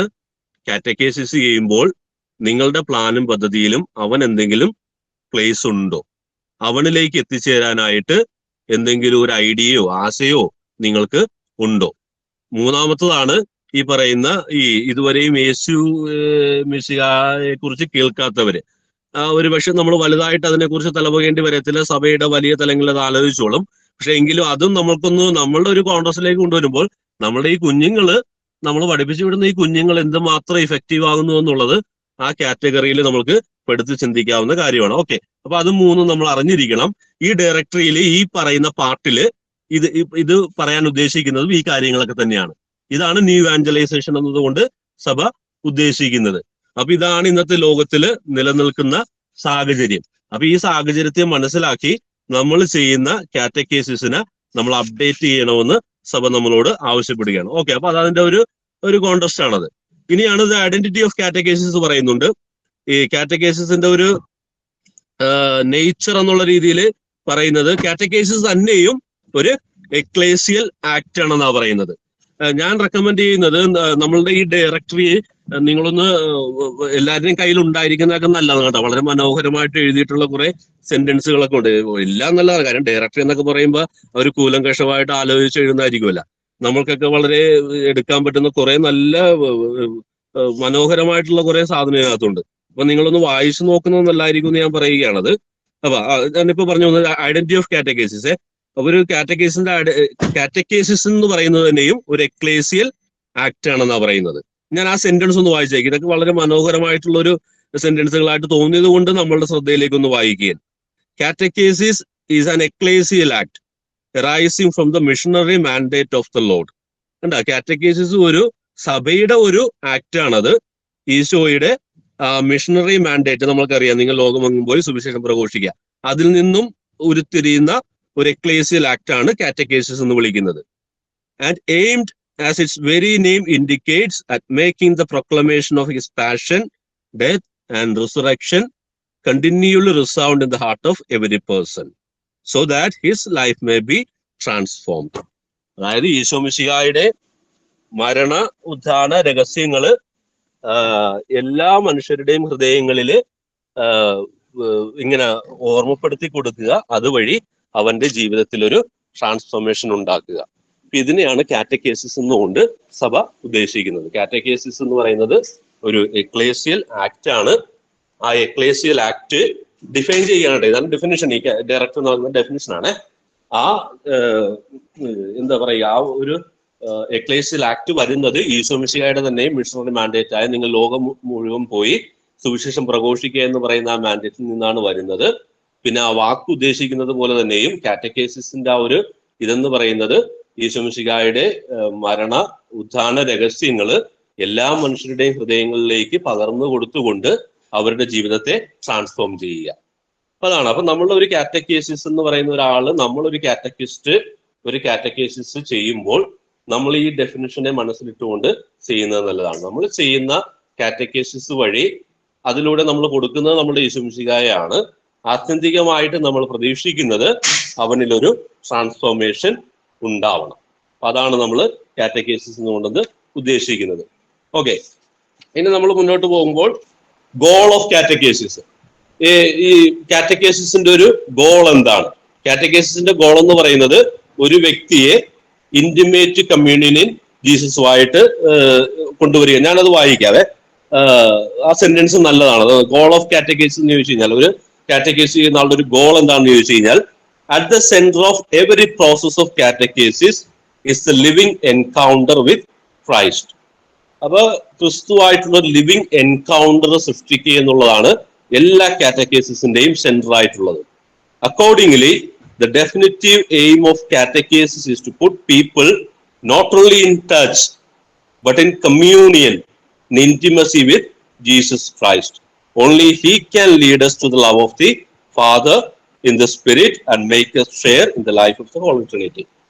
നമ്മളുടെ കാറ്റഗൈസിസിന്റെ ഗോൾ എന്തായിരിക്കണം എന്ന് ചോദിച്ചു കഴിഞ്ഞാൽ, ചുമ്മാ ഈശോയുമായിട്ട് ഒരു ടച്ച് കൊടുക്കുക എന്നുള്ളതായിരിക്കരുത്. നമ്മൾ കാറ്റഗൈസിസ് കൊടുക്കുക വഴി ആർക്കാണോ ഇത് കിട്ടുന്നത് അയാള് നല്ല ഇന്റിമേറ്റ് റിലേഷൻഷിപ്പിൽ വരണം ഈശോ മിശിഹായുമായിട്ട്. കാര്യം ഈശോ മിശിഹായുമായിട്ട് ആ ഒരു ഇന്റിമേറ്റ് റിലേഷൻഷിപ്പിൽ അവൻ വന്നാൽ മാത്രമേ ആ ഈശോ മിശിഹായിക്കാണ് അവന് രക്ഷയുടെ വാതിലുകൾ തുറന്നു കൊടുക്കാൻ പറ്റുക. അപ്പൊ എത്ര മനോഹരമാണ് നോക്കിക്കേ. അപ്പൊ നമ്മൾ ചെയ്യുമ്പോൾ നമ്മൾ ചെയ്യുന്നത് ഒരു ടച്ചിലൊക്കെ മാത്രം നമുക്ക് ക്രിട്ടിക്കലി ചോദിച്ചു പോകുന്ന ചോദ്യങ്ങളാണ്. നമ്മൾ ഇത്രമാത്രം സമയമൊക്കെ സ്പെൻഡ് ചെയ്തിട്ട് യേശുവോടുള്ള ഒരു ടച്ച് മാത്രമേ നമ്മുടെ പിള്ളേർക്ക് കിട്ടുന്നുള്ളൂ. ഒരു ഇന്റിമേറ്റ് റിലേഷൻഷിപ്പിലേക്കൊക്കെ വരത്തക്ക രീതിയിലുള്ള ഒരു ആംബിയർ നമ്മളുടെ കാറ്റഗൈസിസിനുണ്ടോ? നമ്മളുടെ ഘടന അത്രമാത്രം സ്ട്രോങ് ആണോ? ഒരു ഇന്റിമേറ്റ് റിലേഷൻഷിപ്പിലേക്ക് അവൻ വരുന്നത് വരെ നമ്മളത് കണ്ടിന്യൂ ചെയ്യും, നമ്മളത് ഉറപ്പിക്കും എന്നുള്ള ഒരു ഇതുണ്ടോ എന്ന് ചോദിച്ചു കഴിഞ്ഞാൽ നമ്മൾക്ക് ക്രിട്ടിക്കലി അനലൈസ് ചെയ്യാവുന്ന ഒരുപാട് മേഖലകൾ അതിനകത്ത് കിടക്കുന്നു എന്നുള്ളതാണ്. അതുകൊണ്ട് തന്നെ ഈ ഡയറക്ടർ പറയുകയാണ് ഏറ്റവും പ്രധാനപ്പെട്ട കാറ്റഗൈസിസ് അഡൾട്ട് കാറ്റഗൈസിസ് ആണെന്നാണ് പറയുന്നത്. നമ്മൾ ഏറ്റവും കൂടുതൽ ടൈം സ്പെൻഡ് ചെയ്തുകൊണ്ടിരിക്കുന്നത് ഇപ്പൊ കുട്ടികൾക്ക് വേണ്ടിയിട്ടാണ്. അത് ഞാൻ ഇങ്ങനെ പറയുന്നത് കൊണ്ട് നിങ്ങൾ വിചാരിക്കരുത് കേട്ടോ, ഞാൻ അതിനെതിരെ പറയുകയാണ്. അതല്ല, നമ്മൾ അത് കുട്ടികൾക്ക് വേണ്ടിയിട്ട് സ്പെൻഡ് ചെയ്യുന്ന ടൈമും നമ്മൾ ചിലവഴിക്കുന്ന കാശിന്റെ അളവും ഈ ഇനിയുള്ള കാലഘട്ടത്തിലുണ്ടല്ലോ, നമ്മൾ ഈ ഏറ്റവും കൂടുതൽ കാശൊക്കെ ചെലവാക്കേണ്ടത് ഇതുപോലുള്ള കാര്യങ്ങൾക്ക് വേണ്ടിയായിരിക്കണം. അല്ലെങ്കിൽ ഉണ്ടല്ലോ കുറെ കെട്ടിടങ്ങൾ മാത്രം ഉണ്ടാവും നമ്മൾക്ക്, അതിനകത്ത് നമ്മുടെ പിള്ളേരൊന്നും ഉണ്ടാവത്തില്ല.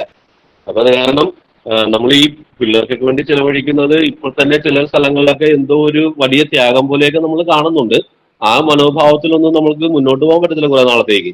കാര്യം നമ്മൾ ഇതിനൊക്കെ വേണ്ടി ഇനി ടൈം, കാശെങ്കിൽ കാശ്, സമയമെങ്കിൽ സമയം സ്പെൻഡ് ചെയ്ത് പിള്ളേരെ ഈ നമ്മളോട് ചേർത്ത് നിർത്തി പറ്റൂ എന്നുള്ള അവസ്ഥ ഉണ്ടാകുന്നുണ്ട്. ഓക്കെ, ഞാനത് പറഞ്ഞു വന്നപ്പോൾ വേറെ ഇതിൽ ഈ അഡൾട്ട് കാറ്റഗേസിസിനെയാണ് ഡയറക്ടറി ഏറ്റവും പ്രധാനപ്പെട്ട കാറ്റഗേസിസ് എന്ന് വിളിക്കുന്നത്. കാര്യം എന്താണെന്ന് ചോദിച്ചു കഴിഞ്ഞാൽ, ഈ ഇന്റിമേറ്റ് ഇതിലേക്ക് വരണമെങ്കിലും പിന്നെ ആ ഇന്റിമേറ്റ് റിലേഷൻഷിപ്പിൽ നിന്ന് ഒരു മിഷൻ രീതിയിലേക്ക് ഒരു വ്യക്തിക്ക് പോകണമെങ്കിലും നല്ലത് ഒരു അഡൾട്ട് സ്റ്റേജ് ആണ്. ഒരു അഡൾട്ടിനാണ് ഒരു മിഷൻ മാൻഡേറ്റ് ഒക്കെ എടുത്ത്, കുട്ടികൾക്ക് അങ്ങനെ ഇല്ലെന്നല്ല ഞാൻ പറയുന്നത്, ഞാൻ ഒരു ഡയറക്ടറുടെ മൈൻഡാണത്. അവർക്കാണ് ഒരു ഒന്ന് ഇന്റിമേറ്റ് ആയിട്ട് പിന്നെ രണ്ടുപേരോട് പറയാനായിട്ട് പറ്റുന്ന ഒരു രീതി ഉള്ളത്. അപ്പൊ അഡൾട്ട് കാറ്റഗറീസിന് ഒരു പ്രധാനപ്പെട്ട ഒരു കാറ്റഗറി ആയിട്ട്, ഏറ്റവും പ്രധാനപ്പെട്ട കാറ്റഗറി ആയിട്ട് ഡയറക്ടറി കാണുകയാണ്. പക്ഷെ അപ്പൊ നമുക്ക് ചോദിക്കാവുന്ന ചോദ്യമാണ്, അഡൾട്ട് കാറ്റഗറീസിന് നമ്മൾക്കൊരു BCC ഒഴിച്ചാൽ അതിലും പുരുഷന്മാരില്ല, എന്താണ് നമ്മൾക്ക് ഉള്ളത്? അഡൾട്ട് കാറ്റഗറീസിനെ ഏറ്റവും സ്ട്രോങ് ആയിട്ടുള്ള ഒരു കാറ്റഗറീസ് ആയിട്ട് സഭ നമ്മളുടെ മുമ്പിൽ അവതരിപ്പിക്കുമ്പോൾ ഒരു BCC ഒഴിച്ചാൽ നമുക്ക് എന്താണെന്നുള്ളത് അവശേഷിക്കുകയാണ്. ഓക്കെ, അപ്പൊ അത് ഗോൾ ഓഫ് കാറ്റഗറീസ്. അത് ഇപ്പൊ ഒരു കുട്ടിയുടെ കാര്യത്തിലുള്ള കാറ്റഗറൈസ് ചെയ്താലും നമ്മളുടെ ഗോള് ഇത് തന്നെയാണ് കേട്ടോ. ഇനി മറ്റൊന്നുള്ളതാണ് ടാസ്ക് ഓഫ് കാറ്റഗറൈസ്. മനോഹരമാണ്, നല്ല 5 ടാസ്കുകളെ കുറിച്ച് പറഞ്ഞിട്ടുണ്ട്. അതായത് നമ്മളൊരു കാറ്റഗറൈസ് ചെയ്യുമ്പോൾ നമ്മളുടെ മുമ്പിൽ 5 ടാസ്ക് ഉണ്ടാകണം. അത് നമ്മൾ കുട്ടികളുടെ കാര്യത്തിൽ ചെയ്യുമ്പോൾ ഏറെ പ്രത്യേകിച്ച് ശ്രദ്ധിക്കുന്നതിലാണ്. നമ്മൾ ചെയ്യുന്ന കാറ്റഗറൈസ് വഴി ഈ 5 ടാസ്ക് ഫുൾഫിൽ ചെയ്യപ്പെടുന്നുണ്ട്. അതിൽ ഒന്നാമത്തെ ടാസ്ക് എന്ന് പറയുന്നത് leading to the knowledge of faith. നമ്മൾ കാറ്റഗറൈസ് ചെയ്യുമ്പോൾ നമ്മളുടെ കാറ്റഗറൈസ് വഴി ഈ വിശ്വാസത്തിന്റെ അറിവ് നമ്മളുടെ കുട്ടികൾക്ക് കിട്ടുന്നുണ്ടോ നമ്മൾ അനലൈസ് ചെയ്യണം. ഏകദേശം 12-13 വർഷം ഈ പിള്ളേര് നമ്മളുടെ കൂട്ടത്തിൽ ഉണ്ട്. 13ാമത്തെ ഇയർ നമ്മുടെ കയ്യിൽ നിന്ന് പോകുമ്പോൾ വിശ്വാസ പ്രമാണം അറിയത്തില്ലെന്ന് പറഞ്ഞു കഴിഞ്ഞാൽ എങ്ങനെയിരിക്കും? നമ്മളുടെ കാറ്റഗറൈസ് ഇഫക്റ്റീവ് അല്ല. പക്ഷെ ഡയറക്ടർ പറയുകയാണ്, നിങ്ങൾ കാറ്റഗറൈസ് ചെയ്യണമെന്ന് നിങ്ങൾക്ക് സ്വയം പറയണമെന്നുണ്ടെങ്കിൽ നിങ്ങൾ ഈ ടാസ്കിൽ ഒന്നാമത്തെ ടാസ്ക് ഫുൾഫിൽ ചെയ്യുന്നുണ്ടോ? നിങ്ങൾ അല്ലെങ്കിൽ നിങ്ങൾ ഈ കാറ്റഗറൈസ് ചെയ്തയാള് വിശ്വാസത്തിന്റെ അറിവിൽ അയാള് ഓക്കെ ആണോ? അയാള് പുറത്തു പോയിട്ട്, ഞാൻ ഉദാഹരണം വേണേ പറയാം, ഇപ്പൊ തന്നെ ഈ നൊയമ്പ് നടക്കുന്നുണ്ടല്ലോ, നമ്മളുടെ കുട്ടികൾ കൺഫ്യൂസ്ഡ് ആണ് ഇപ്പോഴും. ഇതിൽ ഏത് നൊയമ്പാണ് ശരി, ഏത് നൊയമ്പാണ്, എന്തുകൊണ്ട് കത്തോലിക്ക സഭ, അത് പറയുന്നതിൽ ബുദ്ധിമുട്ടുണ്ട്. പക്ഷെ എന്നാലും ഉണ്ടല്ലോ, അത് പിള്ളേർ കൺഫ്യൂസ്ഡ് ആണ്. അപ്പൊ നമ്മൾ കാറ്റഗറൈസ് ചെയ്യുമ്പോൾ ശരിയാണ്, കുറെ കാര്യങ്ങൾ നമ്മൾ കാണാൻ പഠിപ്പിച്ച് കൊടുത്തേ പറ്റൂ. അത് പഠിപ്പിക്കണം നമ്മൾ. ചില കാര്യങ്ങൾ ആവർത്തിക്കുന്നതെന്നല്ലാത്ത തുടരെ. അപ്പൊ ഒരു ടാസ്ക് ആണ് leading to the knowledge of the faith. Categorise നടക്കുക വഴി വിശ്വാസത്തിന്റെ അറിവ് ഇവന് കൃത്യമായിട്ട് കിട്ടുന്നുണ്ടോ?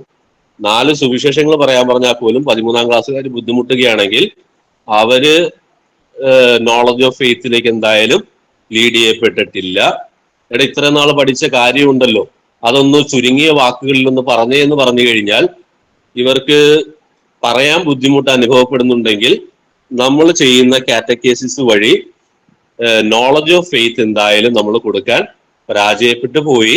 നമ്മൾക്ക് എന്തായാലും ക്രിട്ടിക്കലി അനലൈസ് ചെയ്ത് തന്നെ പോകാം, ഇതൊക്കെ നടക്കുന്നുണ്ടോ ഇല്ലയോ.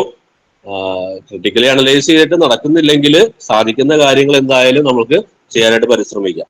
അപ്പോൾ അത് ഒന്നാമത്തെ ഒരു ടാസ്ക് ആണ്. രണ്ടാമത്തെ ടാസ്ക് ആണ് initiating into the celebration of the mystery. നമ്മൾക്കറിയാം ഉദ്ദേശിക്കുന്നത് എന്താണെന്ന് ചോദിച്ചു കഴിഞ്ഞാൽ നമ്മുടെ സാക്രമെന്റ്സ് ആണ്. നമ്മളുടെ സാക്രമെന്റ്സ് കുട്ടികള് ആഘോഷിക്കാനായിട്ട് അറിഞ്ഞിരിക്കണം, മീനിങ് ഫുൾ ആയിട്ട്. നമ്മൾ 13 വർഷം കുട്ടി പഠിക്കുമ്പോൾ മീനിങ് ഫുൾ ആയിട്ട് സാക്രമെന്റ്സ് സെലിബ്രേറ്റ് ചെയ്യാൻ അറിയണവൻ. അപ്പോഴാണ് നമുക്ക് രണ്ടാമത്തെ ഇതായി ഞങ്ങൾ ചെയ്യുന്ന കാറ്റഗറൈസ് ഇഫക്റ്റീവ് ആണോ, സഭ പറയുന്ന രണ്ടാമത്തെ ടാസ്ക് ഫുൾഫിൽ ചെയ്യുന്നുണ്ടോ. 12ാം ക്ലാസ്സുകാരനെ നമ്മളെ പെനിറ്റൻഷ്യൽ റൈറ്റ് അവന് ചൊല്ലാൻ അറിയാവോ? 12ാം ക്ലാസ്സുകാരന് ഈ പറയുന്ന പരിശുദ്ധ കുർബാനയ്ക്ക് തുടക്കത്തിന് മുമ്പേ വരണമെന്നുള്ള ബോധ്യം അവനുണ്ടോ? അത് നമ്മൾക്ക് എല്ലാം അനലൈസ് ചെയ്യാവുന്നതാണ്. അപ്പൊ നമ്മളുടെ കുഞ്ഞുങ്ങള് സെലിബ്രേഷൻ ഓഫ് ദ സാക്രമെന്റ്സ്, അത് പരിശുദ്ധ കുർബാന, കുംഭസാരം, ഏറ്റവും വലിയ കോമഡിയാണ് കുംഭസാരം. ഒരു അച്ഛൻ എന്ന രീതിയിൽ എനിക്ക് നിങ്ങളോട് പറയാൻ പറ്റും, നമ്മൾ ഇനീഷ്യലി പഠിപ്പിച്ചു കൊടുക്കുന്ന കാര്യങ്ങൾ ആ സാക്രമെന്റ് കൃത്യമായിട്ട് ഇവർ സെലിബ്രേറ്റ് ചെയ്യുന്നില്ല മീനിങ് ഫുൾ ആയിട്ട്. കാര്യം എന്ന് വെച്ച് കഴിഞ്ഞാൽ ആദ്യം നമ്മൾ ഈ പിതാവേ ഞാൻ പാപിയാണ്, ഇതൊക്കെ നമ്മൾ പഠിപ്പിച്ചു കൊടുക്കാറുണ്ട് നമ്മളുടെ ഈ ആദ്യ കുർബാന സമയത്ത്. ഒരു വർഷം കഴിയുമ്പോൾ ഇവര് വിഴുങ്ങും, ഇവരിത് പറയൂല. അവസാനം ഇത് പറയത്തില്ല ഇവര്, പിതാവേ ഞാൻ പറഞ്ഞതും പറയാൻ മറന്നു പോയ പാപങ്ങൾ എന്നോട് ക്ഷമിക്കണമെന്ന് നമ്മളൊരു പ്രയർ പഠിപ്പിച്ചു കൊടുക്കുക. നിങ്ങൾ പറയത്തില്ല, നിങ്ങൾ മിണ്ടാതെ നിൽക്കും. പിന്നെ നമ്മൾ ഗണിച്ചെടുക്കണം ഇത് തീർന്നില്ലേ എന്നുള്ളത്. ഇതെങ്ങനെ സംഭവിക്കുന്നു? നമ്മുടെ കയ്യിലല്ലേ ഈ പിള്ളേർ ഇരിക്കുന്നത്. അപ്പൊ എങ്ങനെ ഇവര് സെലിബ്രേറ്റ് ഈ മിസ്റ്ററി, ഈ ഡയറക്ടർ പറയുന്ന രണ്ടാമത്തെ ടാസ്ക് എങ്ങനെ ഫുൾഫിൽ ചെയ്യുന്നു നമ്മളുടെ കാറ്റഗേസിസ്? നമ്മൾ പക്ഷെ എന്നാല് നല്ല നമ്മളുടെ സമയവും കഴിവും ആ സമയത്ത് കുടുംബത്തിലിരുന്ന് ആ പിള്ളേരെ കൊണ്ട് പുറത്തു പോകുന്ന സമയമാണ് നമ്മൾ പള്ളിയിൽ ചിലവഴിക്കുന്നത്. പക്ഷെ ഡയറക്ടർ പറയുന്ന രണ്ടാമത്തെ കാറ്റഗേസ്, രണ്ടാമത്തെ ഒരു ടാസ്ക് നമുക്ക് ഫുൾഫിൽ ചെയ്യാൻ പറ്റുന്നില്ല. അപ്പൊ നമ്മൾ പരാജയപ്പെട്ടു പോകുന്നു. അപ്പൊ ഇത് ശ്രദ്ധിക്കുന്നതിലാണ് നമ്മൾ കാറ്റഗേസിസ് ചെയ്യുക വഴി they should be led into the celebration of the mystery. അപ്പൊ നമ്മളുടെ സാക്രമെന്റ്സ്, കുംഭസാരം, ഈ പറയുന്ന പരിശുദ്ധ കുർബാന, വിവാഹത്തിലേക്കൊക്കെ ഒരുക്കിക്കൊണ്ട് ഞാൻ കഴിഞ്ഞ പ്രാവശ്യം പറഞ്ഞായിരുന്നു. ഓക്കെ, എന്തായാലും നമ്മളത് പിന്നെ ജ്ഞാനസ്നാനത്തിന്റെ ഒരു കൃപ ജീവിക്കാൻ പഠിപ്പിക്കുക. നിങ്ങൾ ജ്ഞാനസ്നാനപ്പെട്ട ഒരു കുഞ്ഞാണ്, ആ കൃപ നഷ്ടപ്പെടുത്തി കളയരുത്. അതുപോലുള്ള ബോധ്യങ്ങളിലേക്ക് കൊണ്ടുവരാൻ പറ്റുക എന്നുള്ളത് നമ്മളുടെ കാറ്റഗേസിന്റെ ഭാഗമായിട്ട് നമ്മൾ ശ്രദ്ധിക്കണം. അതുകൊണ്ട് നമ്മളുടെ കാറ്റഗേസിസ് നടക്കുമ്പോൾ നമ്മൾ പറയുന്ന ക്ലാസ്സിനേക്കാൾ ഇമ്പോർട്ടന്റ് അവിടെ സെലിബ്രേറ്റ് ചെയ്യപ്പെടുന്ന കുർബാന തന്നെയാണ് ഏറ്റവും ഇമ്പോർട്ടന്റ്. ആ കുർബാനയില് മീനിങ് ഫുൾ ആയിട്ട് അവൻ പാർട്ടിസിപ്പേറ്റ് ചെയ്യാൻ പഠിച്ചു കഴിഞ്ഞാൽ തന്നെ നമ്മൾ കാറ്റഗേസിന്റെ നല്ലൊരു പ്രധാനപ്പെട്ട ടാസ്ക് ഫുൾഫിൽ ചെയ്യുന്നുണ്ട്. അപ്പൊ അത് നമ്മൾ ശ്രദ്ധിക്കണം. നമ്മൾ ചിലപ്പോ ഒന്നും മിണ്ടാതെ നിൽക്കുന്ന ആ സമയത്ത് അത് നമ്മൾ ചെയ്യണം കേട്ടോ. അതൊന്നും മടിയൊന്നും വിചാരിക്കണ്ട. കാര്യം നമ്മളുടെ കയ്യിൽ നമ്മളുടെ കുഞ്ഞുങ്ങള് ഫോർമേഷന്റെ ഭാഗമായിട്ടാണ് എന്തായാലും നൽകപ്പെട്ടിരിക്കുന്നത്. അപ്പൊ കുർബാനയുടെ സമയത്ത് അവർ സംസാരിച്ചു കഴിഞ്ഞാൽ സംസാരിക്കുന്നതെന്ന് നമ്മൾ പറയണം. അതിനുശേഷം എല്ലാ ഞായറാഴ്ചകളിലും പ്രാക്ടീസ് കൊടുക്കുക. പരിശുദ്ധ കുർബാനയുടെയൊക്കെ ഒരു 5 മിനിറ്റ് 10 മിനിറ്റൊക്കെ പ്രിപ്പറേഷൻ കൊടുക്കുക. ആവർത്തിച്ച് പഠിപ്പിക്കുക. കാര്യം നിങ്ങൾ മറന്നു പോകും. അത് കാരണം ഈ വർഷം പഠിപ്പിച്ചായിരുന്നു, 2 ആഴ്ച മുമ്പ് പെനിറ്റൻഷ്യൽ റൈറ്റിനെ കുറിച്ച് പറഞ്ഞായിരുന്നു. അതുകൊണ്ട് ഇനി ഈ വർഷം വേണ്ട, അങ്ങനെ വിചാരിച്ചേക്കരുത്. ഒരു 100 പ്രാവശ്യം ആവർത്തിക്കാൻ പറ്റുമ്പോഴാണ് ഏറ്റവും അവസാനത്തവൻ പോലും ചില സമയങ്ങളിൽ ഇതൊക്കെ ശ്രദ്ധിക്കുക. അപ്പൊ അത് കാരണം അതുപോലുള്ള പ്രായോഗിക കാര്യങ്ങൾ ചെയ്യാനായിട്ട് നമ്മൾ ശ്രദ്ധിക്കുക. ഓക്കെ, മൂന്നാമത്തെ ടാസ്ക് ആണ് forming for life in Christ. നമ്മൾ കാറ്റഗേസിസ് ചെയ്യുക വഴി നമ്മളുടെ കുഞ്ഞുങ്ങള് ക്രിസ്തുവില് രൂപീകൃതരാകുന്നുണ്ട്, ക്രിസ്തുവില് ജീവിക്കാനായിട്ട് രൂപീകൃതരാകുന്നുണ്ട്. എന്താണ് ഉദ്ദേശിക്കുന്നത്? ഞാൻ നേരത്തെ ഉദാഹരണം പറഞ്ഞത് തന്നെ. അതായത് അതുങ്ങൾ പുറത്തേക്ക് പോകുമ്പോൾ അതുങ്ങള് എന്ത് നിലപാടെടുക്കുന്നു? സ്കൂളിൽ പോകുന്നു, അവര് കോപ്പി അടിക്ക് ഒരുമിച്ച് കൂടി മറ്റുള്ള പിള്ളേരുടെ കൂട്ടത്തിൽ കോപ്പി അടിക്കാൻ ഒരുമിച്ച് കൂടുന്നു. അപ്പൊ ക്രിസ്തുവിൽ ജീവിതം നയിക്കാനായിട്ട് അവര് ഫോംഡ് ആയിട്ടില്ല, അവരുടെ മൊറാലിറ്റി നമ്മൾ സ്പർശിച്ചിട്ടില്ല. സ്കൂളിൽ പോകുന്നു, മറ്റു പിള്ളേരൊക്കെ ഉപയോഗിക്കുന്ന സബ്സ്റ്റൻസ് ഒക്കെ ഉപയോഗിക്കാനായിട്ട് വെറുതെ നിസ്സാരമായിട്ട് അതിലേക്ക് പിള്ളേര് വീണു പോകുന്നു. അപ്പൊ ക്രിസ്തുവിൽ ജീവിക്കാനായിട്ടുള്ള ഫോർമേഷൻ. അതുകൊണ്ടാണ് നമ്മൾ ഈ പിള്ളേര് സ്കൂളിൽ പോയാൽ പോലും എന്ത് ചെയ്തു എന്നുള്ളത് മതബോധന അധ്യാപകൻ അറിഞ്ഞിരിക്കണം. കാര്യം എന്ന് വെച്ചാൽ നമ്മളൊരു ടാസ്ക് ആണത്. നമ്മളുടെ ക്ലാസ്സിലിരിക്കുന്ന 1.5 മണിക്കൂർ മാത്രം ഇവന്റെ ലൈഫ് നമ്മൾ അനലൈസ് ചെയ്യാനിരുന്നു കഴിഞ്ഞാൽ ഈ ടാസ്ക് കൃത്യം നമുക്ക് ഫുൾഫിൽ ചെയ്യാൻ പറ്റത്തില്ല. ഇവൻ വീട്ടിൽ പോയി എന്തൊക്കെ ചെയ്തു എന്നുള്ളതും ഇവൻ സ്കൂളിൽ ഇവന്റെ ബിഹേവിയർ എങ്ങനെയാണെന്നുള്ളതും ഒരു മതബോധന അധ്യാപകൻ എന്ന രീതിയിൽ നമ്മൾ ചോദിച്ചറിയുന്നത് നല്ലതാണ്. കാര്യം എന്ന് വെച്ച് കഴിഞ്ഞാൽ ഇവന്റെ ഈ പറയുന്ന ടാസ്ക് നമ്മളുടെ മുമ്പിലിരിക്കുമ്പോൾ ഇത് ഫുൾഫിൽ ചെയ്യപ്പെടത്തില്ല. ആ പള്ളിയിൽ നിന്ന് പുറത്തേക്ക് ഇറങ്ങുമ്പോഴാണ് ഈ ടാസ്ക് ഇവൻ ഫുൾഫിൽ ചെയ്യേണ്ടത്.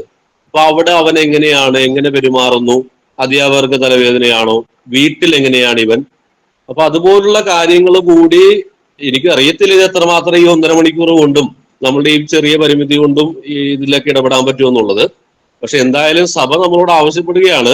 നമ്മളെ ഈ ഉത്തരവാദിത്വം ഏൽപ്പിച്ചിരിക്കുന്ന ദൈവമാണ്, പരിശുദ്ധാത്മാവ് നമ്മളുടെ കൂടെ ഉണ്ട്. നല്ല മനസ്സോടുകൂടി ഈ മേഖലകളിൽ ഇടപെടാൻ പറയുകയാണ്. അധ്യാപകർ എന്ന രീതിയിൽ ഞാൻ വിചാരിക്കണേ നമ്മൾക്ക് ഒരു അല്പം കൂടിയൊക്കെ സ്വാതന്ത്ര്യം കിട്ടുമെന്ന് വിചാരിക്കുന്നു ഇതുപോലുള്ള കാര്യങ്ങളിലേക്ക് കൂടി പിള്ളേരുടെ ഇടപെടാനായിട്ട്. അപ്പൊ നമ്മളൊരു ടാസ്ക് ആണ്. നമ്മളുടെ കാറ്റഗൈസ് ചെയ്യുന്ന കുട്ടി ക്രിസ്തു കേന്ദ്രീകൃതമായ ഒരു ജീവിതം നയിക്കുവാൻ അവൻ രൂപീകൃതനാകുന്നുണ്ടോ? ഈ പറയുന്ന ഇത് ഇങ്ങനെ പറയുമ്പോൾ നമ്മൾ വിചാരിക്കുന്നത് ഈ അബോർഷൻ പോലുള്ള കാര്യങ്ങളോടുള്ള നമ്മളെ പിള്ളേരുടെ കോൺസെപ്റ്റ്, കോൺട്രാസെപ്റ്റീവ്സ്, അതുപോലുള്ള കാര്യങ്ങളോടുള്ള നമ്മളുടെ പിള്ളേരുടെ നിലപാടുകൾ. അപ്പൊ ഇതെല്ലാം വളരെ നിർണായകമാണ്. നമ്മളുടെ കുഞ്ഞുങ്ങൾ ഇതിലൊക്കെ ഞാൻ പറഞ്ഞില്ലേ, ഈ പറയുന്ന ഈ തപസ്സിന്റെ കാര്യത്തിലായാൽ പോലും അതുപോലും അപ്പൊ അത് വളരെ നിർണായകമാണ്. ഇതുപോലുള്ള സോഷ്യൽ ഡയമെൻഷൻസ് ഒക്കെ കൂടി സമൂഹത്തിൽ ജീവിക്കാനായിട്ട് കൂടി നമ്മളുടെ കുഞ്ഞുങ്ങളെ പ്രോത്സാഹിപ്പിക്കണമായിരിക്കണം നമ്മളുടെ കാറ്റഗീസം. അടുത്ത നാലാമത്തെ ടാസ്ക് 8:55 നാലാമത്തെ ടാസ്ക് ടീച്ചിങ് പ്രയർ ആണ്. അതായത് പ്രാർത്ഥിക്കാൻ പഠിപ്പിക്കുക. പ്രാർത്ഥിക്കാൻ പഠിപ്പിക്കുക എന്ന് പറയുമ്പോൾ രണ്ട് കാര്യങ്ങളാണ് ഉദ്ദേശിക്കുന്നത്. ഒന്നാമത്തേത് ഈശോയുടെ മനോഭാവത്തോടു കൂടി പ്രാർത്ഥിക്കുക. ഈശോയുടെ മനോഭാവത്തോട് പ്രാർത്ഥിക്കുക എന്ന് പറയുമ്പോൾ നമ്മൾ ഈ ഗെത്സമനിയുടെ ഉദാഹരണം എടുക്കാം. ഈശോയ്ക്ക് ഏറ്റവും കൂടുതൽ ടെൻഷൻ വന്ന സമയത്ത് ഈശോ തന്റെ പിതാവിന്റെ അടുത്ത് പോകാനായിട്ടാണ് ആദ്യം ആലോചിച്ചത്. നമ്മൾ കാറ്റഗൈസിസ് ചെയ്യുമ്പോൾ നമ്മളുടെ കുഞ്ഞുങ്ങൾക്ക് കിട്ടേണ്ട ഒരു കോൺഫിഡൻസ് ഇതാണ്.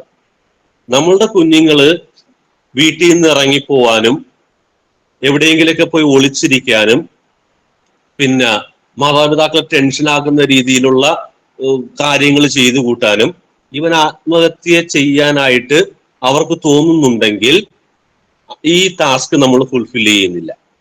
ഈ ടീച്ചിങ് പ്രയർ എന്നുകൊണ്ട് സഭ ഉദ്ദേശിക്കുമ്പോൾ ആദ്യമായിട്ട് ഉദ്ദേശിക്കുന്നതാണ് യേശുവിന്റെ മനോഭാവത്തോടു കൂടി അവൻ പ്രാർത്ഥിക്കാൻ പഠിക്കണം. അതായത് അവനൊരു പ്രശ്നം ഉണ്ടായാൽ, എന്തായാലും ലൈഫിൽ എല്ലാവർക്കും പ്രശ്നം ഉണ്ടാവുമല്ലോ, അവനൊരു പ്രശ്നം ഉണ്ടായാൽ അവൻ ലോകം എങ്ങനെ ചിന്തിക്കുന്നു എന്നുള്ള രീതിയിലല്ല ആദ്യം ചിന്തിക്കേണ്ടത്. അവൻ ആദ്യം ഓടി അവന്റെ ദൈവത്തിന്റെ അടുത്ത് വരണം. അവൻ പരീക്ഷയിൽ തോറ്റ്, അവൻ ഒരു പക്ഷെ എന്തെങ്കിലും ഒരു പ്രശ്നം ഉണ്ടായി സ്കൂളിൽ, അവൻ ആദ്യം ആലോചിക്കുക ഓടിപ്പോകാനാണ്. അല്ല, അവൻ ആദ്യം ആലോചിക്കേണ്ടത് എന്റെ ദൈവം എന്തായാലും അവിടെ ഉണ്ട്, അവിടെ പോയി ഒരു 5 മിനിറ്റ് എനിക്ക് ഇരിക്കാൻ പറ്റുമോ. നമ്മൾ കൊടുക്കേണ്ട ഒരു ഫോർമേഷനാണ് അവർക്ക്. അപ്പൊ ടീച്ചിങ് പ്രയർ എന്ന് പറയുമ്പോൾ സഭ പറയുകയാണ്, യേശുവിനെ പോലെ ഒരു പ്രശ്നം ഉണ്ടായാൽ ആദ്യം ആവശ്യമില്ലാത്ത കുഴപ്പങ്ങളെ കുറിച്ച് ചിന്തിക്കാതെ എൻ്റെ ദൈവത്തിന്റെ അടുത്ത് പോയി കഴിഞ്ഞാൽ ഇതിനൊരു പരിഹാരം കിട്ടുമെന്നുള്ള രീതിയിൽ ദൈവത്തിന്റെ അടുത്തേക്ക് ഓടി വരാനായിട്ടുള്ള ഒരു മൈൻഡ് അവനിൽ ക്രിയേറ്റ് ചെയ്യുക. രണ്ടാമത്തെ ഒരു സാധനമാണ് ഈ നമ്മളുടെ അനുദിന പ്രാർത്ഥന പഠിക്കണം കൊച്ചി. ഫോർ എക്സാമ്പിൾ, ഈ എന്താ പറയുക, നമ്മളുടെ ഇത് കർത്താവിന്റെ മാലാഖ അറിയാൻ പാടില്ല. 13 കൊല്ലം പഠിച്ച് കർത്താവിന്റെ മാലാഖ എന്ന് പറഞ്ഞാൽ വളരെ സിമ്പിൾ പ്രെയർ അറിയാൻ പാടില്ല. നമ്മൾ പരാജയപ്പെട്ട് കാറ്റഗൈസിസ് നൽകുന്നതില ഒരു ടാസ്ക് സഭ പറയുന്നത് ഫുൾഫിൽ ചെയ്യുന്നതിന്. കർത്താവിന്റെ മാലാഖയായാലും വിശ്വാസ പ്രമാണമായാലും മാരേജ് കോഴ്സിന് ഇതിന്റെയൊക്കെ വരുമ്പോൾ നമ്മൾ വല്ലാത്ത അവസ്ഥയിലാണ് ഇപ്പോൾ ഫേസ് ചെയ്തുകൊണ്ടിരിക്കുന്നത്. വിശ്വാസ പ്രമാണം പോലും നമ്മൾ ചൊല്ലിക്കൊടുക്കണം. ഇതൊക്കെ അടിസ്ഥാന പ്രാർത്ഥനകളാണ്. ഇതൊക്കെ ഈ മനസ്താപ്രകരണം, കുംഭസാരത്തിന്റെ ജപങ്ങള്. അപ്പൊ ഇതൊന്നും ഈ കുംഭസാരത്തിന്റെ ജപമൊക്കെ അറിയാതെയാണ് കുറെ എണ്ണം കുംഭസാരിക്കാൻ പറ്റുന്നത്. എനിക്കറിയാൻ പറ്റില്ല. ഇതൊക്കെ നല്ല കുംഭസാരം എന്തായാലും കത്തോലിക്ക സഭ അതിനെ വിളിക്കുന്നില്ല. എന്തായാലും നല്ല കുംഭസാരത്തിന് എന്തായാലും ഒരു 5 സ്റ്റെപ്പ് ഉണ്ട്. നല്ല കുംഭസാരം എത്ര പേര് നടത്തുന്നുണ്ടെന്ന് ചോദിച്ചാൽ സംശയമായിരിക്കും. എല്ലാവരും കുറെ വിഴുങ്ങിയാ വരുന്നത്. അവർക്ക് തോന്നുന്ന പോലെയൊക്കെ വന്ന് ചെയ്തു പോകുന്ന രീതിയിൽ വരുന്നുണ്ട്. അപ്പൊ അത് അറിഞ്ഞിരിക്കണം. അപ്പൊ നമ്മൾക്ക് ചെയ്യാവുന്ന ഒരു കാര്യം, നമ്മൾ കാറ്റഗൈസിസ് ചെയ്യുമ്പോൾ ഈ ബേസിക് പ്രേയേഴ്സ്. അപ്പൊ അതുകൊണ്ടാണ് നമ്മൾ ഈ ടെക്സ്റ്റ് ബുക്കിലേക്ക് നമ്മൾ ഒതുങ്ങുകയും വേണ്ട കേട്ടാ. എന്തായാലും നമുക്കൊരു ടെക്സ്റ്റ് ബുക്ക് നൽകപ്പെട്ടിട്ടുണ്ട്. പക്ഷെ ഈ പറയുന്ന 1-ാം ക്ലാസ്സുകാരൻ മുതൽ ഈ 13-ാം ക്ലാസ് വരെ എല്ലാ വർഷവും അവൻ ആവർത്തിക്കേണ്ട സാധനങ്ങൾ എന്ന് പറയുന്നത് ബേസിക് പ്രേയേഴ്സ് ആണ്. നമ്മൾ അതിന് പ്ലേസ് കൊടുക്കണം. വിശ്വാസ പ്രമാണം പഠിപ്പിക്കാനായിട്ട് ഏതെങ്കിലും ഒരു സമയം അപ്പൊ ഇവൻ 13 വർഷം ആവർത്തിക്കണം ഈ പ്രയർ. അപ്പൊ അങ്ങനെ ആവർത്തിച്ചാൽ മാത്രമേ സത്യം പറഞ്ഞാൽ ഈ ബേസിക് പ്രയർ എന്ന് പറയുന്ന സാധനങ്ങൾ അവന്റെ തലയിലേക്ക് പോവുകയുള്ളൂ. പിന്നെ ഇതിന്റെ ഒരു വൈഡർ ഡയമെൻഷൻ എന്ന് പറയുമ്പോൾ, മോനെ ഒരു സ്വയം പ്രേരിത പ്രാർത്ഥന ചൊല്ലടാന്ന് പറഞ്ഞു കഴിഞ്ഞാൽ അവന് ചൊല്ലാൻ പറ്റണം. മോനെ ദൈവത്തെ സ്തുതിച്ച് ഒരു പ്രാർത്ഥന ചൊല്ലിക്കടാന്ന് പറഞ്ഞു കഴിഞ്ഞാൽ അവന് ചൊല്ലാൻ പറ്റണം. അയാളെ ദൈവത്തിന് കൃതജ്ഞത പറഞ്ഞുകൊണ്ട് ഒരു പ്രാർത്ഥന ചൊല്ലിക്കട, ഒരു നിയോഗം പറഞ്ഞൊരു പ്രാർത്ഥന ചൊല്ലിക്കടാന്ന് പറഞ്ഞു കഴിഞ്ഞാൽ കൊച്ചിന് മനസ്സിലാകണം. അല്ലെങ്കിൽ അവനൊന്ന് അത് ചെയ്യാൻ പറ്റണം. അപ്പൊ അതിനെയാണ് ഈ ടീച്ചിങ് പ്രയർ എന്ന് പറയുന്നത്. അപ്പൊ അത് നമ്മൾ ഈ പറയുന്ന ഇത്രയും നാളുകള് കുഞ്ഞുങ്ങളുള്ള സമയത്ത് അവർക്ക് അവരുടെ ലൈഫിലേക്ക് ഇന്റഗ്രേറ്റ് ചെയ്ത് ചെയ്യാവുന്ന ഒരു കാര്യമാണ്. 5-ാമത്തെ ടാസ്ക് എന്ന് പറയുന്നതാണ് ഇൻട്രൊഡക്ഷൻ ടു കമ്മ്യൂണിറ്റി ലൈഫ്. നമ്മൾ കാറ്റഗൈസിസ് ചെയ്യുമ്പോൾ അടുത്ത ഈ ടാസ്ക് ഫുൾഫിൽ ചെയ്യുന്നുണ്ടോ നിങ്ങൾ ഇത്രയും നാള് ഇയാളുമായിട്ട്. അതായത് ഇൻട്രൊഡക്ഷൻ ടു കമ്മ്യൂണിറ്റി ലൈഫ് എന്ന് പറയുമ്പോൾ സഭയിൽ ജീവിക്കാൻ പഠിക്കുക. ഇപ്പൊ എന്താ നമ്മൾക്ക് സംഭവിച്ചുകൊണ്ടിരിക്കുന്നത്? 13-ാം ക്ലാസ് കഴിയുന്ന ആള് അവൻ വീട്ടിലിരിക്കുകയാണ്. അവൻ ഫുട്ബോൾ ഗ്രൗണ്ടിലാണ് അവൻ. അപ്പൊ കമ്മ്യൂണിറ്റി ലൈഫ് ഇല്ല. നമ്മൾ ചെയ്ത കാറ്റഗൈസിസ് വഴി കമ്മ്യൂണിറ്റി ലൈഫ് അവൻ നഷ്ടപ്പെട്ടു പോയി. അവൻ ഓട്ടോമാറ്റിക്കലി KCYM-ലേക്കോ ജീസസ് യൂത്തിലേക്കോ ലീഡ് ചെയ്യപ്പെടുന്നില്ല. അവൻ BCCയിൽ വരുന്നില്ല. പള്ളിയിൽ ഒരു ധ്യാനം വെച്ചാൽ അവൻ വരുന്നില്ല. പള്ളിയിൽ യുവാക്കളുടെ ഒരു പ്രോഗ്രാം വെച്ച് കഴിഞ്ഞാൽ കുട്ടി വരുന്നില്ല. പിന്നെ എന്തിനു പറയുന്നത്, ഒരു രാഷ്ട്രീയ കാര്യം നടക്കുകയാണ്. അപ്പൊ നമ്മൾ പറയുകയാണ്, എടാ ഇത് നമ്മൾക്ക് ഇതൊന്ന് നമ്മളുടെ രീതിയിലൊന്ന് മനസ്സിലാക്കി ചെയ്യണമെന്ന് പറഞ്ഞു കഴിഞ്ഞാൽ അവനത് മനസ്സിലാകുന്നില്ല. അപ്പൊ കമ്മ്യൂണിറ്റി ലൈഫ് ലീഡ് ചെയ്യാനായിട്ട് അവൻ ഫോംഡ് ആയിട്ടില്ല. ഇത് സംഭവിക്കുന്ന കാര്യമാണ്.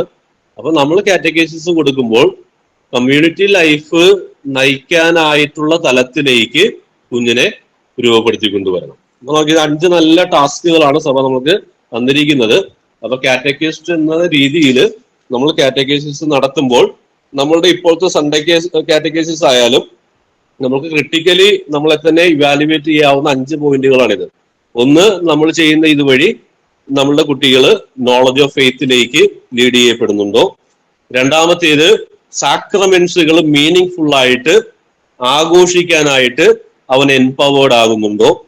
മൂന്നാമത്തേത്, ക്രിസ്തുവിൽ ഒരു ജീവിതം ഈ outside world, outside ecclesial community ജീവിക്കാനായിട്ട് അവന് പറ്റുന്നുണ്ടോ? നാലാമത്തേത്, ഈ പറയുന്ന അവൻ ടീച്ചിങ് പ്രയർ, ഈശോയുടെ മനോഭാവത്തോടു കൂടിയാണ് അവൻ പ്രശ്നങ്ങളെ നേരിടുന്നത്, പ്രാർത്ഥന നേരിടുന്നത്. അവന് തന്നെയും നമ്മളുടേതായ കുറെ നല്ല പ്രയർ ഉണ്ട് ജീവിതത്തിൽ അവനെ സപ്പോർട്ട് ചെയ്യുന്ന. ഈ സാധനം ഈ കുഞ്ഞിന് ലഭിച്ചിട്ടുണ്ടോ? അഞ്ചാമത്തേത്, ഇവൻ കമ്മ്യൂണിറ്റി ലൈഫിലുണ്ടോ?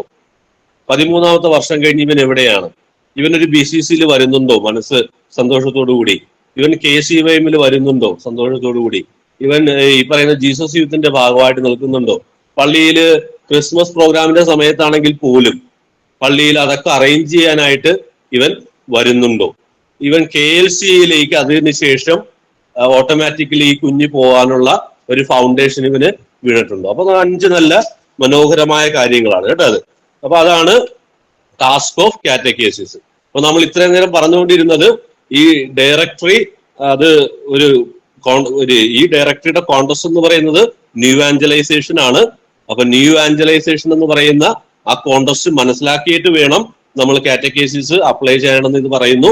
അപ്പൊ ആ ന്യൂ ആഞ്ചലൈസേഷൻ എന്ന് പറയുന്ന പ്രോസസ്സ് കൊണ്ട് എന്തൊക്കെയാണ് ഉദ്ദേശിക്കുന്നത്?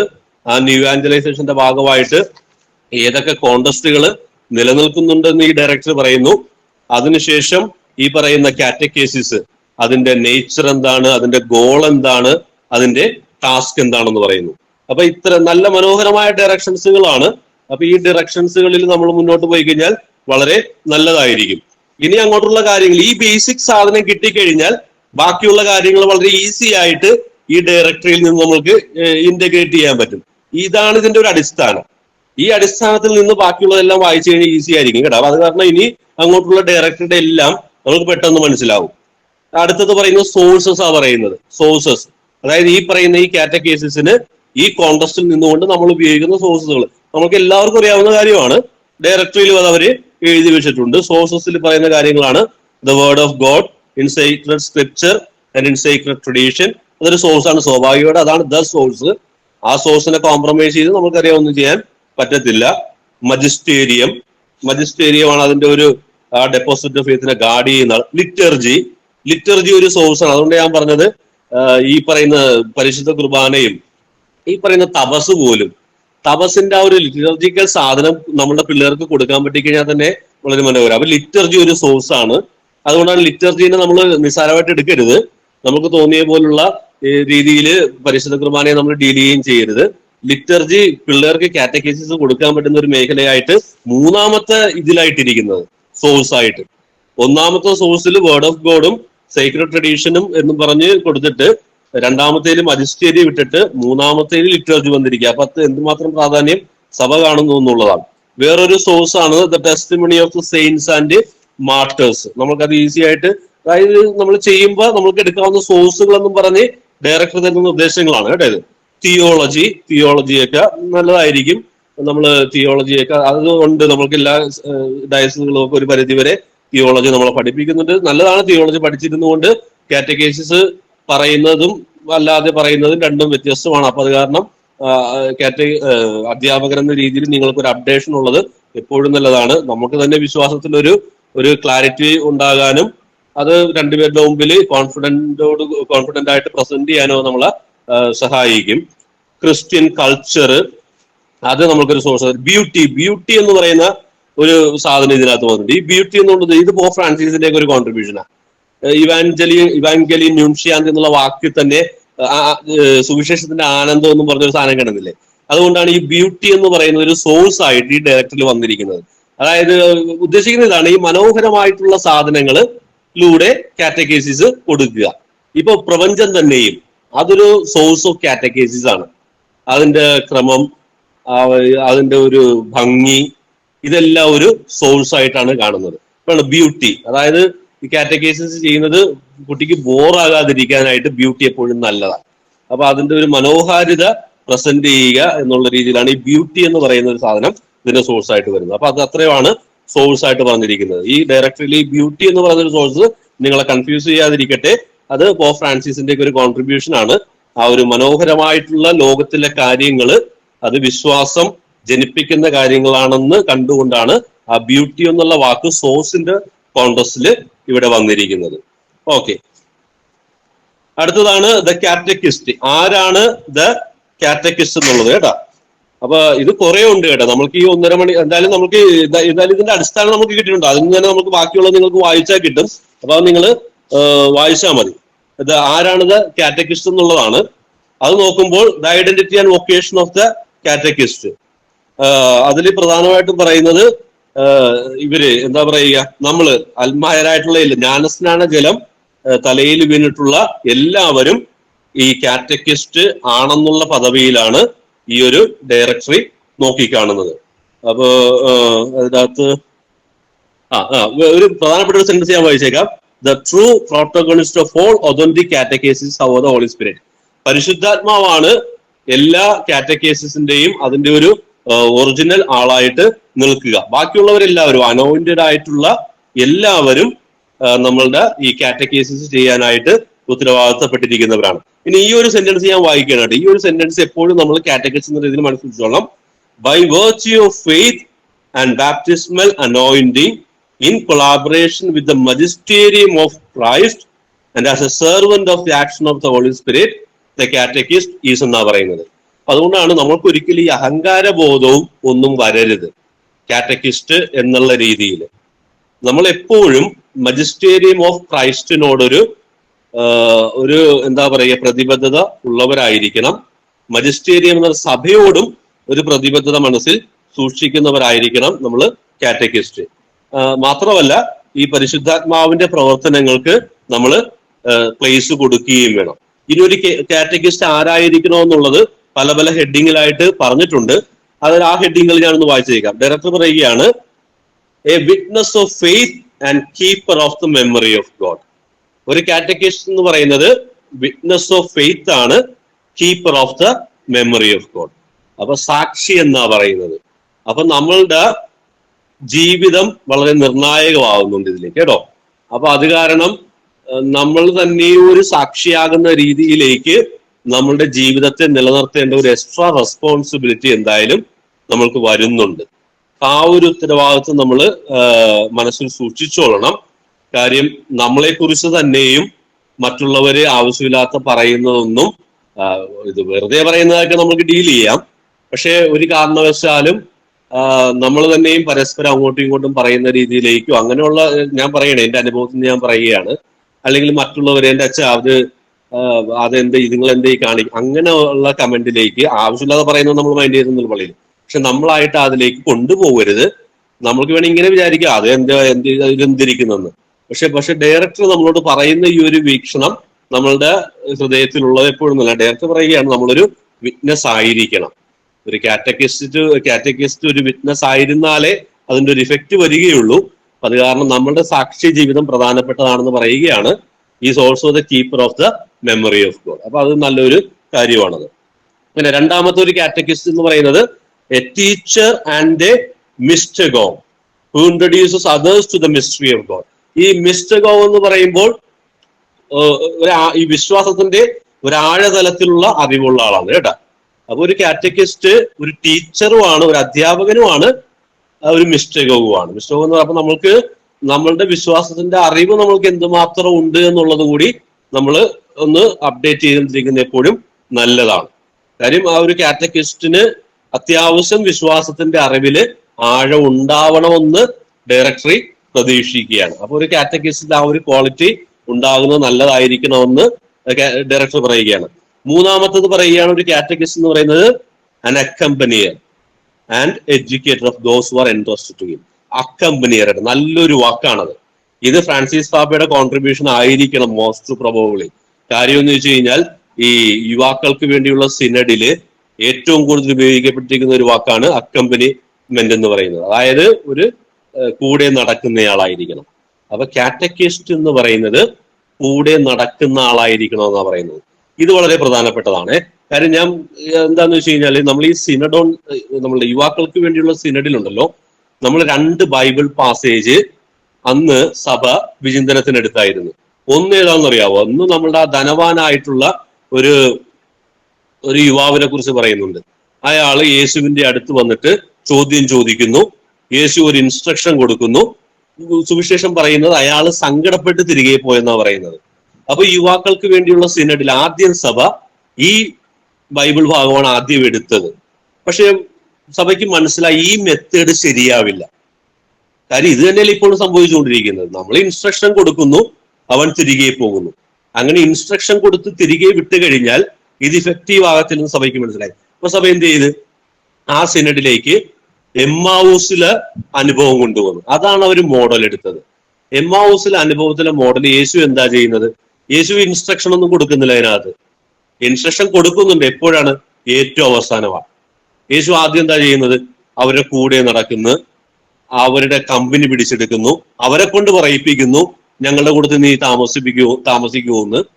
അങ്ങനെ ഒരു സ്പേസ് അവരുടെ ഇടയിൽ ഇടിച്ചു കയറിയിട്ടാണ് യേശു ബാക്കിയുള്ള കാര്യങ്ങൾ പറഞ്ഞു കൊടുക്കുന്നത്. ഇവിടെ ഈ ഡയറക്ടറി കാറ്റക്കിസ്റ്റ് ഒരു അക്കമ്പനിയർ ആണെന്ന് പറയുമ്പോൾ ഈ സാധനം മനസ്സിൽ വെച്ചുകൊണ്ടാ പറയുന്നത്. അപ്പൊ അതുകൊണ്ടാ പറയുക 3 കാര്യങ്ങളാണ് ഒരു കാറ്റക്കിസ്റ്റിൽ നിന്ന് ഡയറക്ടറി പ്രതീക്ഷിക്കുക. ഒന്ന്, അയാൾ ഒരു ഒരു സാക്ഷിയായിരിക്കണം. Keeper of the memory of God ആയിരിക്കണം. അപ്പൊ അയാളുടെ സാക്ഷി ജീവിതം പ്രധാനപ്പെട്ടതാണ്. കാറ്റക്കിസ്റ്റ് ആണെങ്കിൽ സാക്ഷി ജീവിതം അദ്ദേഹം ശ്രദ്ധിക്കണം. രണ്ടാമത്തേത്, അദ്ദേഹം ഒരു ടീച്ചർ ആയിരിക്കണം, ഒരു മിസ്റ്റഗോഗ് ആയിരിക്കണം. നമ്മൾക്ക് മിനിമം നോളജ് വെച്ചുകൊണ്ട് വേണമെങ്കിൽ കുറെ നാളത്തേക്ക് മുന്നോട്ട് പോകാൻ പറ്റും. പക്ഷെ ന്യൂ ഇവാഞ്ചലൈസേഷന്റെ കോൺടെക്സ്റ്റ് എന്ന് പറയുന്നത് പിള്ളേര് കടുകട്ടി ചോദ്യങ്ങൾ നമ്മളോട് ചോദിക്കും. നമ്മൾ പ്രതീക്ഷിക്കാത്ത സാധനം യൂട്യൂബിൽ വീഡിയോയും കണ്ടായിരിക്കും അവർ വരിക. അയാൾ ഒരു മിസ്റ്റഗോഗ് ആയിരിക്കണം. അങ്ങേർക്ക് വർഷാവർഷം അപ്ഡേറ്റ് ചെയ്യുന്ന ഒരു മനോഭാവം ഉണ്ടാവണം. വിശ്വാസത്തിന്റെ അറിവില് ഡെപ്ത് ഉണ്ടായിരിക്കണം. മൂന്നാമത്തേത് പറയുകയാണ് അക്കമ്പനിയർ ആയിരിക്കണം. അതായത് വെറുതെ ഇങ്ങനെ പഠിപ്പിക്കുന്ന ആളല്ല, ഈ കാറ്റക്കേസിസ് കൊടുക്കുന്ന ആളുടെ കൂടെ നടക്കാൻ പറ്റിയ ആളായിരിക്കണം. അങ്ങനെ ഒരു മനോഭാവത്തില് കാര്യങ്ങൾ ചെയ്യാൻ പറ്റുന്ന ആളായിരിക്കണം. മനോഹരമാണത്. അപ്പൊ അത് ബിഷപ്പിനായാലും അച്ഛനായാലും ലേ പേഴ്സൺ ആയാലും ആരായാലും നീ ഒരു കാറ്റക്കിസ്റ്റ് ആണോ എങ്കിൽ ഈ 3 ഐഡന്റിറ്റി നീ നിന്നിൽ സൂക്ഷിക്കുക എന്നാണ് ഈ ഡയറക്ടറി നമ്മളോട് ആവശ്യപ്പെടുക. അപ്പൊ അത് നമ്മൾക്കും സ്വീകരിക്കാവുന്ന നല്ല കാര്യങ്ങളാണ് കേട്ടോ. പിന്നെ ആരൊക്കെയാണിത്? ബിഷപ്പിനെയാണ് ഫസ്റ്റ് കാറ്റക്കിസ്റ്റ് എന്ന് പറഞ്ഞിരിക്കുന്നത്. സെക്കൻഡ് പറഞ്ഞിരിക്കുന്ന പ്രീസ്റ്റിനെ പറഞ്ഞിട്ടുണ്ട്. മൂന്നാമത് ഡീക്കനെ കുറിച്ച് ഡീക്കനാണ്. നാലാമത്തത് consecrated persons in the service of catechesis. Lay catechist കണ്ട, ലേ കാറ്റക്കിസ്റ്റിനെ കുറിച്ച് തന്നെ ഒരു 3 പാരഗ്രാഫ് പറഞ്ഞിട്ടുണ്ട്. പിന്നെ പറഞ്ഞിരിക്കുന്നു പേരൻസിന്, മാതാപിതാക്കളെ കുറിച്ച് പറഞ്ഞിരിക്കുന്നു. ഗ്രാൻഡ് പേരൻസും ഗോഡ് ഫാദേഴ്സും ഗോഡ് മദേഴ്സിനെ കുറിച്ച് പറഞ്ഞിരിക്കുന്നു. പിന്നെ ഗ്രാൻഡ് പേരൻസിനെ കുറിച്ച് പറഞ്ഞിരിക്കുന്നു. സ്ത്രീകളെ കുറിച്ച് പറഞ്ഞിരിക്കുന്നു. സ്ത്രീകളെ കാര്യം പ്രത്യേകം എടുത്തു പറഞ്ഞിരിക്കുകയാണ്. അപ്പൊ ചുരുക്കത്തിൽ ഇതിനകത്ത് ഇല്ലാത്ത ആരുമില്ല. അപ്പൊ ഈ കാറ്റക്കിസ്റ്റ് ആരൊക്കെയെന്ന് വെച്ച് കഴിഞ്ഞാൽ ബിഷപ്പ് ഉൾപ്പെടെ നമ്മളുടെ വീട്ടിലെ അപ്പൂപ്പനും അമ്മൂമ്മയും വരെ കാറ്റക്കിസ്റ്റിന്റെ റോള് നിർവഹിക്കേണ്ടവരാണ്. അവരൊക്കെ കാറ്റക്കിസ്റ്റ് ആണെന്ന് പ്രത്യേകം എടുത്തു പറഞ്ഞിരിക്കുകയാണ്. ഓക്കെ, ഇനി ഈ കാറ്റക്കിസ്റ്റിന്റെ ഫോർമേഷൻ കൊടുക്കുന്ന സമയത്ത് അത് നമ്മൾക്ക് നൽകിയിരിക്കുന്ന നിർദ്ദേശങ്ങളാണ്. അതിനകത്ത് പറഞ്ഞിരിക്കുന്ന കാര്യങ്ങൾ ഡയമെൻഷൻ ഓഫ് ഫോർമേഷൻ, അതായത് നമ്മൾ ഇത് ഏകദേശം 9 കാലാകുന്നു. ഞാനൊരു 2 മിനിറ്റ് കൂടി സംസാരിച്ച് നിർത്തും. ബാക്കിയുള്ള കാര്യങ്ങൾ നിങ്ങൾ വായിച്ചു നോക്കിയാൽ മതി. വളരെ നിസ്സാരമാണ്, ഈസി ആയിട്ടുള്ള കാര്യങ്ങളാണ്. അല്ല, ഞാൻ എന്തായാലും ഈ 2 മിനിറ്റിനുള്ളിൽ ഇതിന് പറഞ്ഞിട്ടിരിക്കുന്ന കാര്യങ്ങളൊക്കെ ഒന്ന് പറഞ്ഞേക്കാം. ഈ ഫോർമേഷൻ ഓഫ് കാറ്റഗറീസിനെ കുറിച്ച് പറഞ്ഞിട്ടുണ്ട്. പിന്നെ ഇതിനകത്ത് പറഞ്ഞിരിക്കുന്ന കാര്യങ്ങൾ സെന്റേഴ്സ്, രൂപതകൾ നിർമ്മിക്കണം, അത് രൂപതകളോട് പറഞ്ഞിരിക്കുന്നതാണ്. പിന്നെ ഇതിന്റെ പെഡഗോജി പറഞ്ഞിരിക്കുന്ന കാര്യങ്ങളിൽ നമ്മളുടെ CCCയെ കുറിച്ച് പ്രത്യേകം എടുത്ത് പറഞ്ഞിട്ടുണ്ട്. മെത്തഡോളജി പ്രത്യേകം എടുത്ത് പറഞ്ഞിട്ടുണ്ട്. ഈ മെത്തഡോളജി ഒന്ന് പറഞ്ഞേക്കാം, നല്ലൊരു മനോഹരമായിട്ടുള്ള ഒരു പോയിന്റ് ആയിട്ട് എനിക്ക് തോന്നുന്നു. അതായത് നമ്മൾ കാറ്റഗറീസ് നടത്തുമ്പോൾ സ്വീകരിക്കാവുന്ന മെത്തഡോളജിയാണ്. അപ്പൊ ഡിഫറെന്റ് മെത്തഡോളജിയാണ് വന്നിരിക്കുന്നത്. ഒന്ന് ഹ്യൂമൻ എക്സ്പീരിയൻസ്, നല്ലതാണ് കേട്ടോ. ഹ്യൂമൻ എക്സ്പീരിയൻസ് നമ്മളുടെ ഇപ്പൊ ഈ ടെസ്റ്റ് രൂപീകരിച്ചിരിക്കുന്നതിൽ ഹ്യൂമൻ എക്സ്പീരിയൻസ് ഉണ്ട്. അതുകൊണ്ടാണ് ആ ടെസ്റ്റ് എപ്പോഴും ആരംഭിക്കുന്നത് ഏതെങ്കിലും ഒരു ലൈഫ് ഇൻസിഡന്റ് വെച്ചുകൊണ്ടാണ്. അപ്പൊ ഹ്യൂമൻ എക്സ്പീരിയൻസ് നമുക്ക്, അതായത് പഠിപ്പിക്കുമ്പോൾ എടുക്കുമ്പോൾ മെത്തഡോളജിയാണ് കേട്ടോ ഈ പറയുന്നത്. അതായത് പഠിപ്പിക്കുമ്പോൾ നമ്മൾ ഉപയോഗിക്കുന്ന ടെക്നിക്കുകൾ, നിങ്ങൾ ഈ ടെക്നിക്കുകൾ പ്രയോഗിക്കുക എന്ന് പറയാനാണ് ഈ ഉദ്ദേശിക്കുന്നത്. ഹ്യൂമൻ എക്സ്പീരിയൻസ് നിങ്ങൾ എടുക്കുക. അപ്പൊ ഇത് പഠിക്കുന്ന കുട്ടിക്ക് അത് നല്ല ഒരു ഇഫക്റ്റീവ് ആകാൻ വേണ്ടി വേറൊരു മെത്തഡോളജി പറയും, മെമ്മറി. അതാണ് ഞാൻ പറഞ്ഞത്, പ്രാർത്ഥനയുടെയൊക്കെ കാര്യത്തിൽ മെമ്മറിയെ ഡിപ്പെൻഡ് ചെയ്യണം. നമ്മൾ ചിലർ അണ്ടർസ്റ്റാൻഡിംഗ് ആണ് വേണ്ടതൊക്കെ പറഞ്ഞ കാര്യമില്ല. ഡയറക്ടറി എല്ലാം പറയുന്നുണ്ട്, ഡയറക്ടറി എല്ലാം ഇന്റഗ്രേറ്റ് ചെയ്ത് വെച്ചിരിക്കും. അപ്പൊ മെമ്മറി വേണ്ട സ്ഥലത്ത് മെമ്മറി തന്നെ ഉപയോഗിക്കണം. കാര്യം പ്രാർത്ഥനയുടെ കാര്യത്തിൽ എന്ത് അണ്ടർസ്റ്റാൻഡിങ് നമുക്ക് കർത്താവിന്റെ മാലാഖ നമ്മൾ അണ്ടർസ്റ്റാൻഡിങ് ഉണ്ട്, ഓക്കെ. പക്ഷെ കർത്താവിന്റെ മാലാഖ ആഫ്റ്റർ ഓൾ കാണാതെ പഠിക്കുക തന്നെ വേണം. അപ്പൊ കാണാതെ പഠിക്കേണ്ട കാര്യങ്ങൾ കാണാതെ പഠിക്കുക തന്നെ വേണം. അപ്പൊ മെമ്മറി എന്ന് പറയുന്ന അത് നിങ്ങൾ ടെക്നിക്ക് ഉപയോഗിക്കുക. ലാംഗ്വേജ് അതായത് ഈ നരേറ്റീവ് ലാംഗ്വേജ്, അതായത് നമ്മൾ ചിലർക്ക് നല്ല കഴിവുണ്ട്, ഈ കഥ വളരെ കോംപ്ലിക്കേറ്റഡ് ആയിരിക്കും ട്രൂത്ത്, പക്ഷെ കഥയായിട്ട് ഇങ്ങനെ പറഞ്ഞു കൊടുക്കാൻ അവർക്ക് പറ്റും വളരെ മനോഹരമായിട്ടൊക്കെ. അപ്പൊ നരേറ്റീവ് ലാംഗ്വേജുകൾ ഉപയോഗിക്കുക. അതൊക്കെ നിങ്ങൾ ഫ്രീ ആണ് കേട്ടോ, you are free to use that. ടെസ്റ്റിൽ ഒരു പക്ഷെ നിങ്ങൾക്ക് ആ ഒരു സ്പേസ് കിട്ടുന്നില്ലെങ്കിലും എന്തായാലും ജനറൽ ഡയറക്ടർ നമ്മളോട് പറയുന്നുണ്ട് ആ രീതിയിലേക്ക് നമ്മളുടെ കാര്യങ്ങൾ സിംപ്ലിഫൈ ചെയ്തുകൊണ്ട്. ലാംഗ്വേജ് ഓഫ് ആർട്ട്, ഈ വരക്കാൻ അറിയുന്നവരൊക്കെ ആണെങ്കിൽ അതുപോലുള്ള കാര്യങ്ങൾ, മ്യൂസിക്സ്, അതുപോലുള്ള മെത്തേഡുകൾ പ്രയോജനപ്പെടുത്തുക. ഡിജിറ്റൽ ലാംഗ്വേജ് നല്ലതാണ്. ചില അധ്യാപകർക്ക് കുറെ അത് നമ്മൾക്ക് ഇനി ക്ലാസ് പോലും ഉണ്ടായിരുന്നു. ഡിജിറ്റൽ ഗ്രൂപ്പ് ഡൈനാമിസം ഉപയോഗിക്കുക. അപ്പൊ ഇതാണ് ഈ മെത്തഡോളജികളാണ് എന്തായാലും ജനറലി പറയുന്നത്. നമുക്ക് അതിനപ്പുറത്തേക്ക് കൂടുതലായിട്ട് ഉപയോഗിക്കാം. മെമ്മറി പറയുന്നുണ്ട്, ഹ്യൂമൻ എക്സ്പീരിയൻസ് പറയുന്നുണ്ട്, ഈ പറയുന്ന ലാംഗ്വേജിന്റെ ബ്യൂട്ടി എക്സ്പ്ലോർ ചെയ്യുക. ആർട്ട്, ലാംഗ്വേജിന്റെ ആർട്ടായാലും അതിന്റെ നരേറ്റീവ് ലാംഗ്വേജ് ആയാലും ഡിജിറ്റൽ ലാംഗ്വേജ് ആയാലും എന്ത് തന്നെയാലും പ്രയോജനപ്പെടുത്തുക. ഗ്രൂപ്പിലിരുത്തി കൊടുക്കാൻ പറ്റുമെങ്കിൽ അങ്ങനെ ഉള്ള കാര്യങ്ങൾ നോക്കുക. അപ്പൊ ഇത് ഇനിയും കുറച്ച് കാര്യങ്ങളൊക്കെ കൂടി നമുക്ക് ഈ ഡയറക്ടറിയിൽ ഉണ്ട്. എന്തായാലും നിങ്ങൾ വായിച്ചു നോക്കിക്കഴിഞ്ഞാൽ ഈസി ആയിട്ട് നമുക്ക് അത് കിട്ടും. ബാക്കിയുള്ള കാര്യങ്ങളെല്ലാം എന്തായാലും ഈസി ആയിട്ടുള്ള കാര്യങ്ങളാണ്. നമ്മൾക്ക് അതൊരു ഒറ്റ വായനയിൽ കിട്ടുമെന്ന് തന്നെ ഞാൻ വിചാരിക്കുകയാണത്. ഈ ഒരു ബേസിൽ നിന്നുകൊണ്ട് മാത്രം നമ്മൾ പറഞ്ഞാൽ മതി. ആ യുവാക്കളെ കുറിച്ചൊന്ന് പറഞ്ഞേക്കാം, അത് അല്ലെങ്കിൽ വിട്ടുപോകും. യുവാക്കളോട് കാറ്റഗൈസിസ് നടത്തുമ്പോൾ അത് നമ്മൾ നടത്തണമെന്നാണ് പറയുന്നത്. നമ്മൾക്കൊന്ന് അഡ്രസ് ചെയ്യാവുന്ന ഒരു മേഖലയാണ്. യുവാക്കളെ കുറിച്ച് പറയുമ്പോൾ 2-3 കോൺടസ്റ്റാണ് പറയുന്നത്. ഒന്ന് പോപ്പുലർ യൂത്ത് മിനിസ്ട്രിയാ പറയുന്നത്. പോപ്പുലർ യൂത്ത് മിനിസ്ട്രി എന്ന് പറയുമ്പോൾ നമ്മള് ഒരു എന്താ പറയുക, ഈ പറയുന്ന ഈ ഒന്ന് സിനിമയ്ക്കൊക്കെ പോകുന്ന കാര്യം, അല്ലെങ്കിൽ കളി നടത്തുന്ന സ്ഥലത്ത് പോകുന്ന കാര്യം, അത് നമ്മൾ അപ്ലൈ ചെയ്യണമെന്നാണ് പറയുന്നത്. നമ്മളെപ്പോഴും ഉപയോഗിച്ചുകൊണ്ടിരിക്കുന്ന ടെക്നിക്ക് എന്ന് പറയുന്നത് യുവാക്കൾ പള്ളിയിൽ വരണം. പള്ളിയിൽ വന്നിട്ട് നമ്മളെല്ലാം പറഞ്ഞു കൊടുക്കും. എത്ര പേര് വരും? 20% പേരേ വരുള്ളൂ, ബാക്കി 80% ഔട്ടാണ്. അപ്പൊ ഈ ഡയറക്ടറി പ്രപ്പോസ് ചെയ്യുന്ന പോപ്പുലർ യൂത്ത് മിനിസ്റ്റർ അപ്ലൈ ചെയ്യണം. അതായത് നിങ്ങൾ അവർ കളിക്കുന്ന സ്ഥലത്തായാലും അവിടെ പോകണം. ഒന്ന് സിനിമയ്ക്ക് പോവുകയാണെങ്കിലും പോകണം. പിന്നെ നമ്മൾ ഈ ഒരു ഭക്ഷണത്തിന് പോവുകയാണെങ്കിലും പോകണം. അപ്പൊ അതിന് ആ പോപ്പുലർ യൂത്ത് മിനിസ്റ്റർ അപ്ലൈ ചെയ്യുക. വേറൊരെണ്ണം പറയുകയാണ് ഫ്ലെക്സിബിൾ യൂത്ത് മിനിസ്ട്രി എന്ന് പറഞ്ഞൊരു വാക്ക് ഉപയോഗിക്കും. ഫ്ലെക്സിബിൾ യൂത്ത് മിനിസ്ട്രി എന്ന് പറയുമ്പോൾ ഇതിനകത്ത് മതമൊന്നുമില്ല, ഫ്ലെക്സിബിൾ ആകുക. ഇതിനകത്ത് ചിലപ്പോൾ ഫുട്ബോൾ ഗ്രൂപ്പില് ചിലപ്പോൾ ഹൈന്ദവരുണ്ടാകാം, മുസ്ലിം യുവാക്കളുണ്ടാകാം. നമ്മളത് അഡ്രസ് ചെയ്യണം. നമ്മൾ അതുപോലുള്ള മേഖല. അതുകൊണ്ടാണ് എനിക്കൊന്ന് കൊച്ചിയിൽ കഴിഞ്ഞ ദിവസം എനിക്കൊന്ന് ഫ്രാൻസിസ് അച്ഛന് സെന്റ് ഓഫ് കൊടുത്ത സമയത്ത് ആ ഫുട്ബോൾ ടീമിലെ പിള്ളേരൊന്നും അവിടുത്തെ 5-6 പിള്ളേരേ ഉള്ളൂ ആ പള്ളിയിലെ. ബാക്കിയുള്ളതെല്ലാം നമ്മളെ പുറത്ത്. അതന്നെ ഫ്ലെക്സിബിൾ യൂത്ത് മിനിസ്ട്രി എന്നൊക്കെ പറയുന്നത്. അപ്പൊ യുവാക്കളോട് നമ്മൾ ഡീല് ചെയ്യുമ്പോൾ പഴയ ഓൾഡ് മെത്തഡോളജിയുമായിട്ട് ഇരിക്കരുത്. എപ്പോ നോക്കിയാലും ക്ലാസ്സിന് നിങ്ങൾ ഇങ്ങോട്ട് വാ, അവര് ക്ലാസ്സിന് വന്നില്ല നമ്മൾ കുറ്റം പറയുന്നു, വരുന്നില്ലെന്നും പറഞ്ഞ് നമ്മൾ ആ ഇരിപ്പിരിക്കത്തേ ഉള്ളൂ. ഈ ഡയറക്ടർ പറയുകയാണ്, എടാ അതൊരു മെത്തേഡ് മാത്രമാണത്. കാര്യം അങ്ങനെ വിളിച്ചു കഴിഞ്ഞാൽ വരുന്ന ഒരു 20% പിള്ളേരേ ഉള്ളൂ. അപ്പൊ അവർക്ക് വേണ്ടി അത് അറേഞ്ച് ചെയ്യുക. ബാക്കി 80 ഇത് ന്യൂ ഇവാഞ്ചലൈസേഷൻ ആണ് കോൺടെസ്റ്റ്. അപ്പൊ ബാക്കി 80 പുറത്ത് കിടക്കുകയാണ്. അപ്പൊ മെത്തേഡ് മാറ്റുക. അവിടെ നീ popular youth ministry method apply ചെയ്യുക, അല്ലെങ്കിൽ ഫ്ലെക്സിബിൾ യൂത്ത് മിനിസ്ട്രി അപ്ലൈ ചെയ്യുക. വേറൊരെണ്ണം പറയുകയാണ് മിഷണറി യൂത്ത് മിനിസ്ട്രി. അത് ഉദ്ദേശിക്കുന്നത് ഈ 20% നമ്മുടെ കയ്യിലില്ലേ, അവരെ എംപവർ ചെയ്യുക. ഈ പറയുന്ന 80% പുറത്തുള്ളതിലേക്ക് പോവാനായിട്ട്. അവർക്ക് ചുമ്മാ ഇത് ഇവിടുന്നല്ല, അവര് പുറത്തു പോയിട്ട് അവനോട് 2 വാക്ക് സംസാരിക്കുന്ന രീതിയിൽ ഇവന് ട്രെയിനിങ് കൊടുക്കുക. ഇതുപോലുള്ള എന്താ പറയുക മെത്തേഡുകൾ നമ്മൾ അപ്ലൈ ചെയ്യാൻ പറയുന്നു. അപ്പൊ ഇതിൻ്റെ അകത്തെല്ലാം ഫാമിലിയെ കുറിച്ച് ഞാൻ നേരത്തെ പറഞ്ഞ ഫാമിലിയെ കുറിച്ച് പറയുന്നുണ്ട്, അങ്ങനെയുള്ള കാര്യങ്ങൾ പറയുന്നുണ്ട്. അപ്പൊ ഇൻ ഷോർട്ട് ഞാൻ പറഞ്ഞ് അവസാനിപ്പിക്കുകയാണ്. ഈ ഡയറക്ടറി എന്ന് പറയുന്നത് pontifical council for new evangelisation എന്ന് പറയുന്ന ആ ഒരു കൗൺസിലാണ് ഈ ഡയറക്ടർ നമ്മൾക്ക് വേണ്ടി ഇറക്കിയിരിക്കുന്നത്.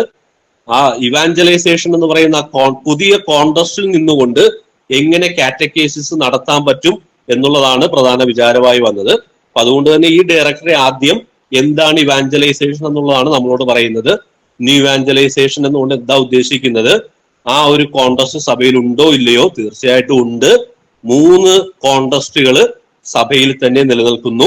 ഈ 3 കോണ്ടസ്റ്റിനെയും അഡ്രസ് ചെയ്യുന്ന രീതിയിൽ നമ്മളുടെ കാറ്റക്കേസിസ് പോകണം.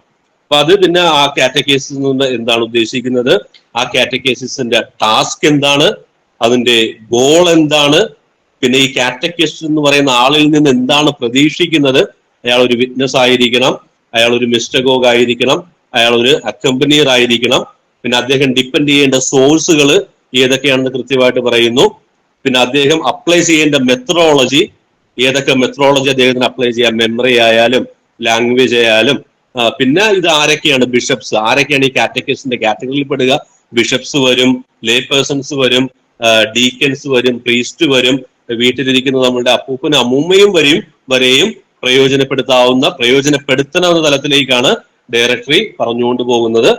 പിന്നെ ബാക്കിയുള്ള കാര്യങ്ങളെല്ലാം ഇപ്പൊ യൂത്തിനെ ഡീൽ ചെയ്യുമ്പോൾ, കുട്ടികളെ ഡീൽ ചെയ്യുമ്പോൾ അതുമൊക്കെ കാറ്റഗറൈസ് ചെയ്ത് പറയുന്നുണ്ട് കേട്ടോ. അതായത് 6 വയസ്സ് വരെ ഒരു കാറ്റഗറി ആയിട്ട് ഇടുന്നുണ്ട്, 6 മുതൽ 10 വരെ വേറൊരു കാറ്റഗറി ആയിട്ടാണ് ഈ ഡയറക്ടറി ഇടുന്നത്, 10 മുതൽ 14 വരെ വേറൊരു കാറ്റഗറി ആയിട്ടാണ് ഇടുന്നത്, 14 മുതൽ ഈ പറയുന്ന 24 വരെ വേറൊരു കാറ്റഗറി ആയിട്ടാണ് ഇടുന്നത്. പിന്നെ അതിന് മേളിലേക്ക് അഡൾട്ട്സ് കാറ്റഗറീസ് പറയുന്നുണ്ട്, എൽഡർലി കാറ്റഗറീസ് പറയുന്നുണ്ട്, പിന്നെ ഗ്രാൻഡ് പേരൻസിന്റെ കാര്യമൊക്കെ പറയുന്നുണ്ട്. അതുകൊണ്ടാണ് ഈ ഫ്രാൻസിസ് പാപ്പ ഗ്രാൻഡ് പേരൻസിന് വേണ്ടിയുള്ള ഡേ പോലും ഇൻസ്റ്റിറ്റ്യൂട്ട് ചെയ്തത്. സത്യം പറഞ്ഞു കഴിഞ്ഞാൽ അവരെ പ്രയോജനപ്പെടുത്തണമെന്ന് നമ്മളോട് പറയാൻ വേണ്ടിയിട്ടാണ്. പിന്നെ നമ്മൾ ഇൻഡിവിജ്വൽ സഭകളെ കുറിച്ചൊക്കെ പറയുന്നു. വേറൊരു കാര്യം, സ്കൂളുണ്ട് കേട്ടോ. സ്കൂളിനെ കുറിച്ച് ഇതിനകത്ത് പറയുന്നുണ്ട്, സ്കൂളുകൾ ശ്രദ്ധിക്കണമെന്നുള്ളത്. അപ്പൊ അതൊരു വേറൊരു ഡോക്യുമെന്റ് തന്നെയുണ്ട്. എന്തായാലും സ്കൂൾ ഇതിനകത്തുണ്ട്. സ്കൂള്, പേരൻസ്, സൺഡേ കാറ്റക്കേസിസ്, ഇതെല്ലാം ഒരുമിച്ച് നിന്ന് വർക്ക് ചെയ്ത് പോകണമെന്നുള്ള ഒരു ഇൻസ്ട്രക്ഷൻ ഇതിനകത്ത് കൃത്യം വരുന്നുണ്ട്. അപ്പൊ അങ്ങനെ എല്ലാം അങ്ങനെയുള്ള കാര്യങ്ങളാണ് അതെല്ലാം പറയുന്നത്. അപ്പൊ വളരെ മനോഹരമാണ്. നമ്മൾക്ക് ഈ ഒരു ന്യൂ ഇവാഞ്ചലൈസേഷന്റെ കോണ്ടസ്റ്റിൽ നിന്നുകൊണ്ട് നമ്മളുടെ ടാസ്ക്, നമ്മളുടെ ഐഡന്റിറ്റിയും ടാസ്കും മനസ്സിലാക്കി ഇത് വായിച്ചു കഴിഞ്ഞാൽ വളരെ മനോഹരമായിട്ടുള്ള കാര്യങ്ങൾ ഇതിലുണ്ട്. അപ്പൊ ദൈവം നമ്മളെല്ലാവരെയും സമൃദ്ധമായിട്ട് അനുഗ്രഹിക്കട്ടെ ആ കാര്യങ്ങളൊക്കെ ചെയ്യാനായിട്ട്. Can a person whose child committed suicide be a catechist? അച്ഛാ, അതൊരു ചോദ്യം. അത് നമ്മൾക്ക് അത് നമുക്ക് കുഴപ്പം, അതായത് നമുക്ക് കാറ്റഗിസ്റ്റ് ആയിരിക്കുന്നതിൽ നമുക്ക് കുറ്റമൊന്നും പറയാൻ പറ്റത്തില്ല. ഇപ്പൊ അദ്ദേഹത്തിന് നമുക്ക് ജഡ്ജ്മെന്റലായിട്ട് ഒന്നും ചെയ്യാൻ പറ്റത്തില്ല. കാര്യം അദ്ദേഹം മിക്കവാറും നല്ലൊരു ഫോർമേഷൻ കൊടുത്തു കാണുമായിരിക്കും അദ്ദേഹം കുഞ്ഞിന്റെ. അപ്പൊ അത് സംഭവിച്ചു പോയ കാര്യമായിരിക്കും. ഇൻഫാക്ട് അമോറിസ് ലത്തീസിയ പോലുള്ള ഡോക്യുമെന്റുകൾ പറയുന്നത് ഈ സമയത്ത് അവരെ കൂടുതൽ ചേർത്ത് പിടിക്കണമെന്നാണ് പറയുന്നത്. അതിന്റെ പേരിൽ നമ്മൾ ഒരു നെഗറ്റീവ് ഇതിലേക്ക് കാണേണ്ട ആവശ്യമൊന്നുമില്ല. നമ്മളുടെ കൂടുതൽ സപ്പോർട്ട് ആവശ്യമുള്ള സമയമാണ്. അദ്ദേഹത്തിന് അത് തുടർന്നുകൊണ്ട് പോകാമെന്നുള്ള കോൺഫിഡൻസ് ഉണ്ടെങ്കിൽ നമ്മൾ കമ്മ്യൂണിറ്റി എന്ന രീതിയിൽ സപ്പോർട്ട് ചെയ്യുന്നതാണ് നല്ലത്. കാര്യം ഒരുപക്ഷെ ആ സങ്കടത്തിൽ നിന്ന് കരകയറാൻ പോലും ഒരു പരിധി വരെ അത് അദ്ദേഹത്തെ സഹായിക്കും. പിന്നെ കുഞ്ഞിന് അത് സംഭവിച്ചു പോയത് കൊണ്ട് അദ്ദേഹത്തിന് ഒരു കുഴപ്പമുണ്ടെന്ന് നമുക്ക് ഇവാലുവേറ്റ് ചെയ്യാനും പറ്റത്തില്ല. പക്ഷെ ഇത് സമൂഹം എത്രമാത്രം സ്വീകരിക്കുമെന്ന് എനിക്കറിയത്തില്ല. എന്നാലും നമ്മൾ ഇപ്പോഴുള്ള ഒരു മൈൻഡാണ് സഭയുടെ. ഞാൻ പറയാം, അമോരിസ് ലത്തീസിയ പോലുള്ള ഡോക്യുമെന്റുകളിൽ നമ്മളോട് ഫ്രാൻസിസ് പാപ്പ ഹൈലി റെക്കമെൻഡ് ചെയ്യുന്നത് ഏറ്റവും സങ്കീർണമായ നിമിഷത്തിലൂടെ കടന്നു പോകുന്ന നിമിഷമാണ് ആ ഫാമിലി. ആ സമയത്ത് നമ്മൾ കൂടെ നിൽക്കണമെന്നാണ് പറയുന്നത്. അവരതിൽ നിന്ന് കരകയറാനായിട്ട് നമുക്ക് എന്തെങ്കിലും ചെയ്യാൻ പറ്റുമെങ്കിൽ അത് ചെയ്തു കൊടുക്കണമെന്നാണ് പറയുന്നത്. അദ്ദേഹത്തെ റോങ് ആയിട്ട് ഇന്റർപ്രറ്റ് ചെയ്യുന്ന പലരും ഉണ്ട്. പക്ഷെ അദ്ദേഹം സഭയുടെ നിയമം ഒന്നുമല്ല കോൺട്രഡിക്ട് ചെയ്യാൻ ശ്രമിക്കുന്നത്. അവരെ ഒന്നെങ്ങനെയെങ്കിലും റിക്കവർ ചെയ്യാൻ പറ്റുമെങ്കിൽ അത് ആ ഒരു മിനിമം മേഴ്സി നമ്മൾ കാണിക്കണമെന്നുള്ളതാണ് അദ്ദേഹം പറയാൻ ശ്രമിക്കുന്നത്. അപ്പൊ അതുകൊണ്ട് ഞാൻ പറയും, ഇദ്ദേഹം കോൺഫിഡന്റ് ആണ്, ചെയ്യാൻ പറ്റും. അത് അദ്ദേഹത്തിന് അതിന്റെ മീനിങ് ഇപ്പോൾ അദ്ദേഹം കാണുന്നുണ്ടെങ്കിൽ നമ്മൾ സപ്പോർട്ട് ചെയ്യുന്നതാണ് നല്ലത് അദ്ദേഹത്തെ. കാറ്റഗിസം ക്ലാസ്സിൽ വരാത്ത കുട്ടികൾക്ക് അൾത്താര ബാലകനാകാൻ സാധിക്കുമോ? കാറ്റഗിസം ക്ലാസ്സിൽ വരാത്തവരെ പ്രോത്സാഹി രണ്ടു വശവും പറയാം. അത് നമ്മൾ എല്ലാ കോൺടസ്റ്റും അനലൈസ് ചെയ്ത് പറയാം. പിന്നെ അങ്ങനെയെങ്കിലും പള്ളിയില് ഇവൻ വരുമല്ലോ എന്ന് വിജയിക്കുന്ന ഒരു കോൺടസ്റ്റ് എടുക്കാം. എന്തായാലും ആ കോൺടസ്റ്റ് എന്താണെന്ന് മനസ്സിലായ ഒരാൾക്ക് കൃത്യം ആൻസർ കൊടുക്കാൻ പറ്റുകയുള്ളൂ. പക്ഷെ ഞാൻ അതിന്റെ ഒരു പോസിബിലിറ്റി പറയുകയാണ്. ഒന്ന് നമുക്ക് വിചാരിക്കാവുന്ന ഒരു കാര്യം, ഇവന് പിന്നെ കാറ്റഗിസത്തിൽ വരണമെന്നുള്ളതാണ് കേട്ടോ. നമ്മൾക്ക് എന്തായാലും നമുക്ക് നല്ലൊരു മെത്തേഡ് ഉള്ളതാണ്. നമ്മൾ അതിനെ കോംപ്രമൈസ് ചെയ്യുന്ന രീതിയിലേക്കുള്ള നിലപാടിലേക്ക് പോവുകയും വേണ്ട. അപ്പൊ ഇത് മിക്കവാറും ഒരു ആവശ്യമില്ലാത്തൊരു മെസ്സേജ് നമ്മുടെ സഭാ സമൂഹത്തിന് കൊടുക്കുമെങ്കിൽ നമ്മൾ ആ കുഞ്ഞിനോട് നീ കാറ്റഗിസത്തിന് വരണമെന്ന് പറയുന്നത് തന്നെയാണ് നല്ലത് ഒരു പരിധി വരെയും. കാര്യം ഇതൊരു നല്ലൊരു ഇഫക്റ്റീവ് മെത്തേഡാണ് നമ്മൾ ഉപയോഗിച്ചുകൊണ്ടിരിക്കുന്നത്. അത് ചില പേരൻസ് ഒരു പക്ഷെ അത് മനസ്സിലാക്കാത്തത് കൊണ്ടുവരുന്ന ചില പ്രശ്നങ്ങളാണ്. അതുകൊണ്ട് അത് വരണമെന്ന് തന്നെ പറയുക, വരണമെന്ന് തന്നെ പറഞ്ഞുകൊണ്ട് അൾത്താര ബാലരായിട്ട് നിർത്തുന്നതായിരിക്കും ഉചിതം. മറ്റു കുട്ടികൾക്കും കാര്യം ഒരു മാതൃകയാകേണ്ടതാണത്. അല്ല, ക്ലാസ്സിൽ വരുന്നത് അധ്യാപകരോടുള്ള സ്നേഹം കൊണ്ടാണെന്ന് തോന്നാറുണ്ട്. വിശ്വാസം കൂടുതൽ ആഴപ്പെടാൻ മുതിർന്ന കുട്ടികളിൽ എന്ത് ചെയ്യും?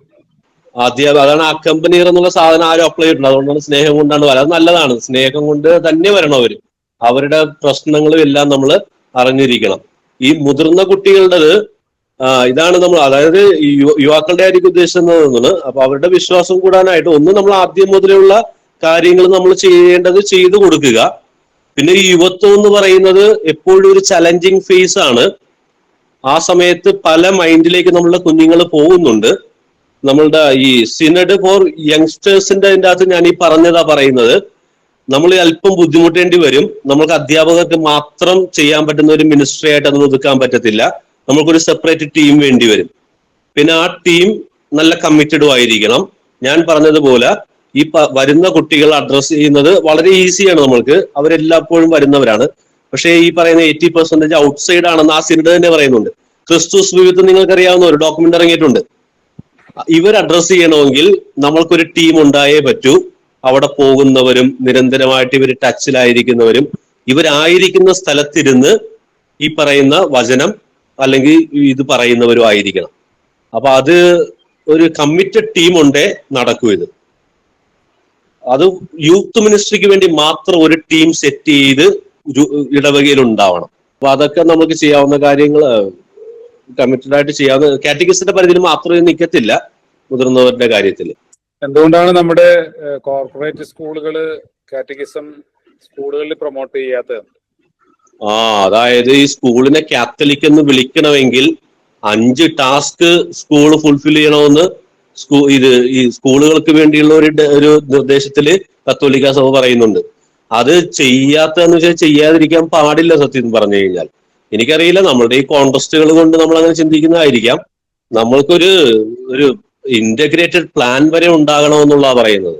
അതിനകത്ത് നമ്മളുടെ കാത്തലിക് സ്കൂളിൽ ഒരു കുഞ്ഞ് പഠിച്ചിറങ്ങി പോയി കഴിഞ്ഞാൽ ഈ ജാതിമത ഭേദമന്യേ അവൻ നല്ലൊരു പേഴ്സൺ ആയിട്ട് പുറത്തിറങ്ങണമെന്നുള്ള ഒരു പ്ലാൻ, ഒരു 10-year 12-year പ്ലാൻ സ്കൂളിനുണ്ടാവണം. പിന്നെ പല സയൻസുകളെ ഇന്റഗ്രേറ്റ് ചെയ്തിട്ടുള്ള ഒരു മെത്തഡോളജി സ്കൂൾ അപ്ലൈ ചെയ്യണം. പിന്നെ ഈ പറയുന്ന ടെക്സ്റ്റ് പുസ്തകങ്ങൾ ഇന്റഗ്രേറ്റ് ചെയ്യണം. ഇങ്ങനെ നമ്മൾക്ക് നാഷണൽ ഡയറക്ടർ വരേണ്ടതുണ്ട്, fostering the faith of A pilgrim people. അതിനകത്ത് പറയുന്നുണ്ട്, അതിനകത്ത് കൃത്യം നിങ്ങൾക്കിത് വേണമെങ്കിൽ ചോദ്യം ചെയ്യാം നിങ്ങൾക്ക് അധ്യാപനത്തിൽ. അതിനകത്ത് പറയുന്നുണ്ട് കാത്തലിക് സ്കൂൾ എന്ന് വിളിക്കണമെങ്കിൽ ഈ സ്കൂള് ഇന്ന കാര്യങ്ങൾ ഫുൾഫിൽ ചെയ്യണമെന്ന്. എന്താന്ന് എനിക്കറിയില്ല, അത് നമ്മളുടെ പേടിച്ചിട്ടാണ് ചെയ്യാത്ത, നമ്മൾ ചെയ്യണമെന്നാണ് എന്തായാലും സഭ നമ്മളോട് പറയുന്നത്. നാഷണൽ കാറ്റഗറിക്കൽ ഡയറക്ടർ ഇതാണ്. ഇവിടെ കുറച്ച് കോപ്പീസ് ഇവിടെ സെന്ററിൽ അവൈലബിൾ ആണ്. അതെ അതെ, അതിനകത്ത് കാത്തലിക് സ്കൂൾസിനെ കുറിച്ച് പറയുന്നുണ്ട്, ആ ഭാഗത്ത് ഇത് പറയുന്നുണ്ട്, നമ്മൾ ചെയ്യണമെന്ന് തന്നെയാ പറയുന്നത്. അപ്പൊ അച്ഛന്റെ ഈ ഒരു വിലപ്പെട്ട സമയം നമുക്ക് വേണ്ടിയിട്ട് ഈ മണിക്കൂറുകൾ നമുക്ക് നൽകിയതിന് ഒത്തിരി സ്നേഹത്തോടുകൂടെ, പ്രത്യേകിച്ച് KRCBC വിശ്വാസ പരിശീലന കമ്മീഷന്റെ പേരിൽ ഒരുപാട് ഹൃദയപൂർവ്വം അച്ഛന് നന്ദി അർപ്പിക്കുകയാണ്.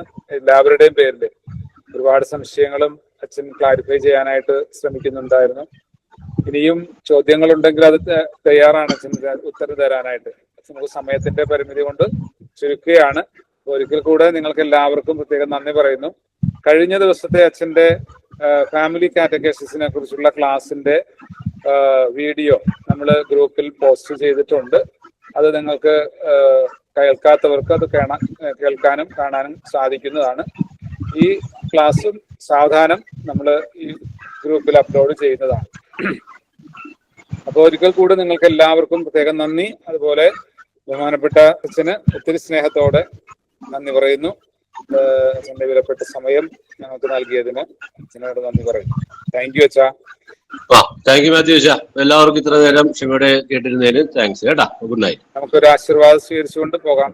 കർത്താവ് നിങ്ങളോട് കൂടെ, ആത്മാവോടും കൂടെ. സർവശക്തനായ ദൈവം പിതാവും പുത്രനും പരിശുദ്ധാത്മാവും നിങ്ങളെ അനുഗ്രഹിക്കട്ടെ. ആമേൻ.